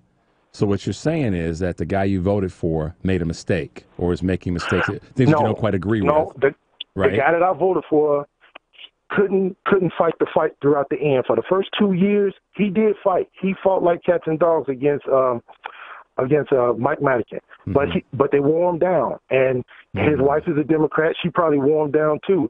And that's why he passed. That's why he passed what he did, the bailouts. That's why he passed what he did for the transgender bathrooms. He took Obama's policy and put it forward. He passed something for Planned Parenthood, gave them a bailout. He did. Oh man, dude, he screwed us over sideways. I think you missed though on the whole pension thing, only because I think our society has it upside down. We don't value teachers like we should. Fiscal security, personal fiscal security, is a huge part of getting a productive workforce. And so I think I want fiscally solid people teaching our children. If you want to make a business case for that, it's almost always the case that a community that has good, solid schools with good teachers is a rising community. So wouldn't you want, for economic sake, for the business sake, to have teachers that are well paid and well pensioned and well benefited? If their academic model paid off. Right now, the kids are failing at 70%. I done been to 4 graduations. 30 to 33% is graduating. 65 to 70% are failing, and that is on the average. But is that due to? And I'm sorry to interrupt, but is that due to the curriculum that the schools are offering, or is that a choice that the student made to not engage themselves, or the economic piece of it? Or what does it have to do with their pensions that they're failing? Okay, because listen, now you know as well as I know, every time you look around, these teachers are demanding a raise, they demanding this, they demanding that, and they aren't producing. That's what I'm trying to say. And to what Tressa just said, they just raised the curriculum on not the black teachers. students. Wait, Marlon. The teachers, in and of themselves, don't decide what the curriculum level is. They don't even decide their lesson plans, to be honest with you. That's all done at the state level. Yeah. Okay. All right. Well, the state messing up. Wait. They've neglected us. They've neglected black and brown, minority kids since God knows when. Yeah, but dude, what does that have to do with? What is it? That has nothing to do though with the pensions. The pensions. Okay. Well, listen. We had this conversation before. They're gonna have to take a cut. I'm sorry, we can't pay for all of their medical. We can't pay. They only pay like 3% towards their pension plan. They gonna have to start paying a higher percentage. They're gonna have to. I don't agree with that. I think you're targeting the wrong people. I do too. I agree that there are people in the state, probably a lot more state employees, who don't deserve a raise. But teachers are the lifeblood of our community. You would want the teachers. Every statistic that you can point to points to an educated society, an educated populace makes for a positive economic outcome. Yes. We want the teachers to be paid and benefited well. You may not want the police to get a raise because they're killing people in the street. Right. You may not want some of these government employees at the DMV to get a raise because you can't get your damn license right. Right. Yeah, because they treat you like crap down there. Yeah. So I think what we're saying, so we have a basis for moving forward. I agree with you. We should cut, but I think teachers are the wrong people. The wrong place. That's where you should be raising teachers' pay. Right. You should be attracting teachers that are the top caliber teachers across the country. Because the last thing I want is a teacher coming into a classroom where my child is with a bad attitude because they don't have any money. Yep. Like we're hearing about these stories. And the children pick up on that. And that the students that they're about to teach are coming from an economic situation that makes that job even harder. Right. I mean, Verlon, you got a broke-ass teacher sitting a bunch of broke-ass children. How does that work out? I know you're about to cut me off. I got 2 quick things. I'm going to be a tattletale. And then I'm gonna ask you a question and give you a song. Okay, I'm gonna be a tattletale first. Paul from Seattle was cheating on you. I don't know if he took me up on my offer and started reaching across the aisle and engaging, but he's been calling Michael Medved a few times trying to engage. I don't know if I'm proud of him or if he's just been cheating on you. Number two is, who's better? I've been having this last summer we was riding around asking people off the street, me and my friends, who was better between Michael Jackson and Prince. Now I'm putting y'all on the spot. Who you like better, Michael Jackson or Prince? I'm wondering why you riding around the street asking people random questions like that. Because I'm a Prince lover, and he's a Michael Jackson lover, and we wanted to see how many black people like who better. Let's respond this way, because you started off by saying who was better, then you said who did we like better. Two different questions, and they're two different artists. You're splitting hairs. No, I'm going to, because he split hairs, and it's fair. It's fair, Verlon. I'm not riding you. I understand what you be talking about. Stop that, man. Stop that. No, that's a simple question. No, yo, man, who you like better? I'm rolling with Prince. It's who you like. It's who you like better, right? That's the question, right, Verlon? Not who is better, but who you like better. Why is he doing this? Because Verlon. Okay, they ganging up on me, man. I know what you're trying to say. Who you rolling with? I'm rolling with Prince. There you go. All right, who you rolling with, Verlon? I'm rolling with Prince. That's up. Okay, then it's unanimous. And that was an evolved thing. See how you got to do, man. How you got to do this, man? Verlon, look, man. Let me tell you something, Verlon. Hey, Verlon, you ever been to lunch with somebody, man, and the salt and pepper shaker ain't in the right place, and they be tidying up the damn table? Let me straighten this out a little bit. Yes. Folding the damn napkins, straightening out the fork and spoons and stuff. That's rich. Yes. And it's falling out of the chair right now. How about this song by Prince, If I Was Your Girlfriend? Yeah, you know what? We couldn't find that because he cut it off. Yeah. Couldn't find that. Paisley Park, they shut a lot of stuff man, down. They're gangster, man. They don't let you play that music, man. Hey, man, we got to run, though. I appreciate you, dude. We love you, Verlon. Thank you. Be safe, man. Bye-bye. Straighten out the damn spoons and forks, Yes. man. You need to get you some weed and relax, man. Because you'll stop it behind, rolls up in there, knocking stuff around and whatnot. I'm sorry, cannabis. Cannabis. Get you some cannabis and relax. It's a bite. How you know I It's ain't a got bite. none? How you know I ain't got none? They gonna invite you. It was 420 a couple of days ago. Yeah, no, it was. It was. Bill Maher did his thing too about 420 on the show. Oh yeah, he went way over the top on 420. Wow. Okay, so here's the deal. The show is about to end. We're gonna go do the after show. It's on a different broadcast. Yeah. So y'all won't see us live like this. You won't be able to find the recording of this show. I'm willing to bet. No. Because we played Paisley Park Prince music, and they don't. They gangster. Yeah, They don't. they'll like shut this show down. They won't know. So if you didn't see it live, you missed it. Right. I'll have a copy of it. So if you want me to share a copy with you, you can email us, info@TFM Radio Show. I can share it with you. But it won't be posted anywhere. I can almost guarantee you they're going to shut this down. You think so? Oh, yeah. Oh, yeah. They probably already started shutting it down. Yeah. They still trying to figure out how he got the recordings that he got slid into the show. Yeah. No, they're not. I was picking out recordings prior to the show, and they were blocking them in. We're gonna listen. We'll try to post it. Yeah. Until they shut it down. Yeah. It'll be up for a minute. You better grab it while you Better can. grab it now. Yeah.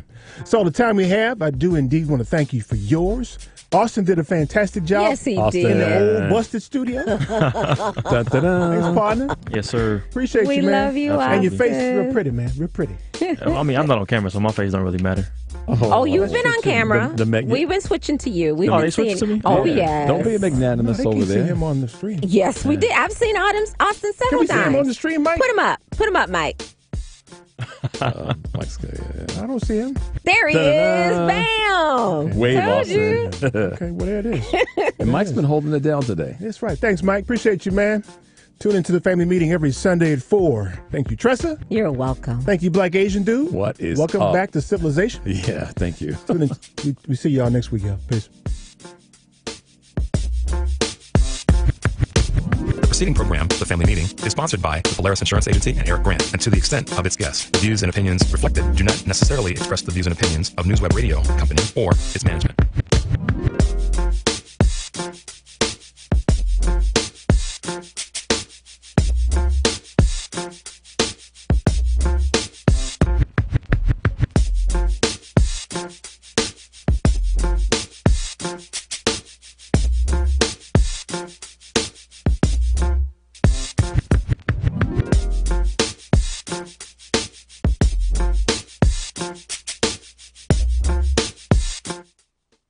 Aftermath of this morning's shootings at a Waffle House restaurant in suburban Nashville includes two big stories. First, a continued hunt for the suspect, 29-year-old Travis Reinking.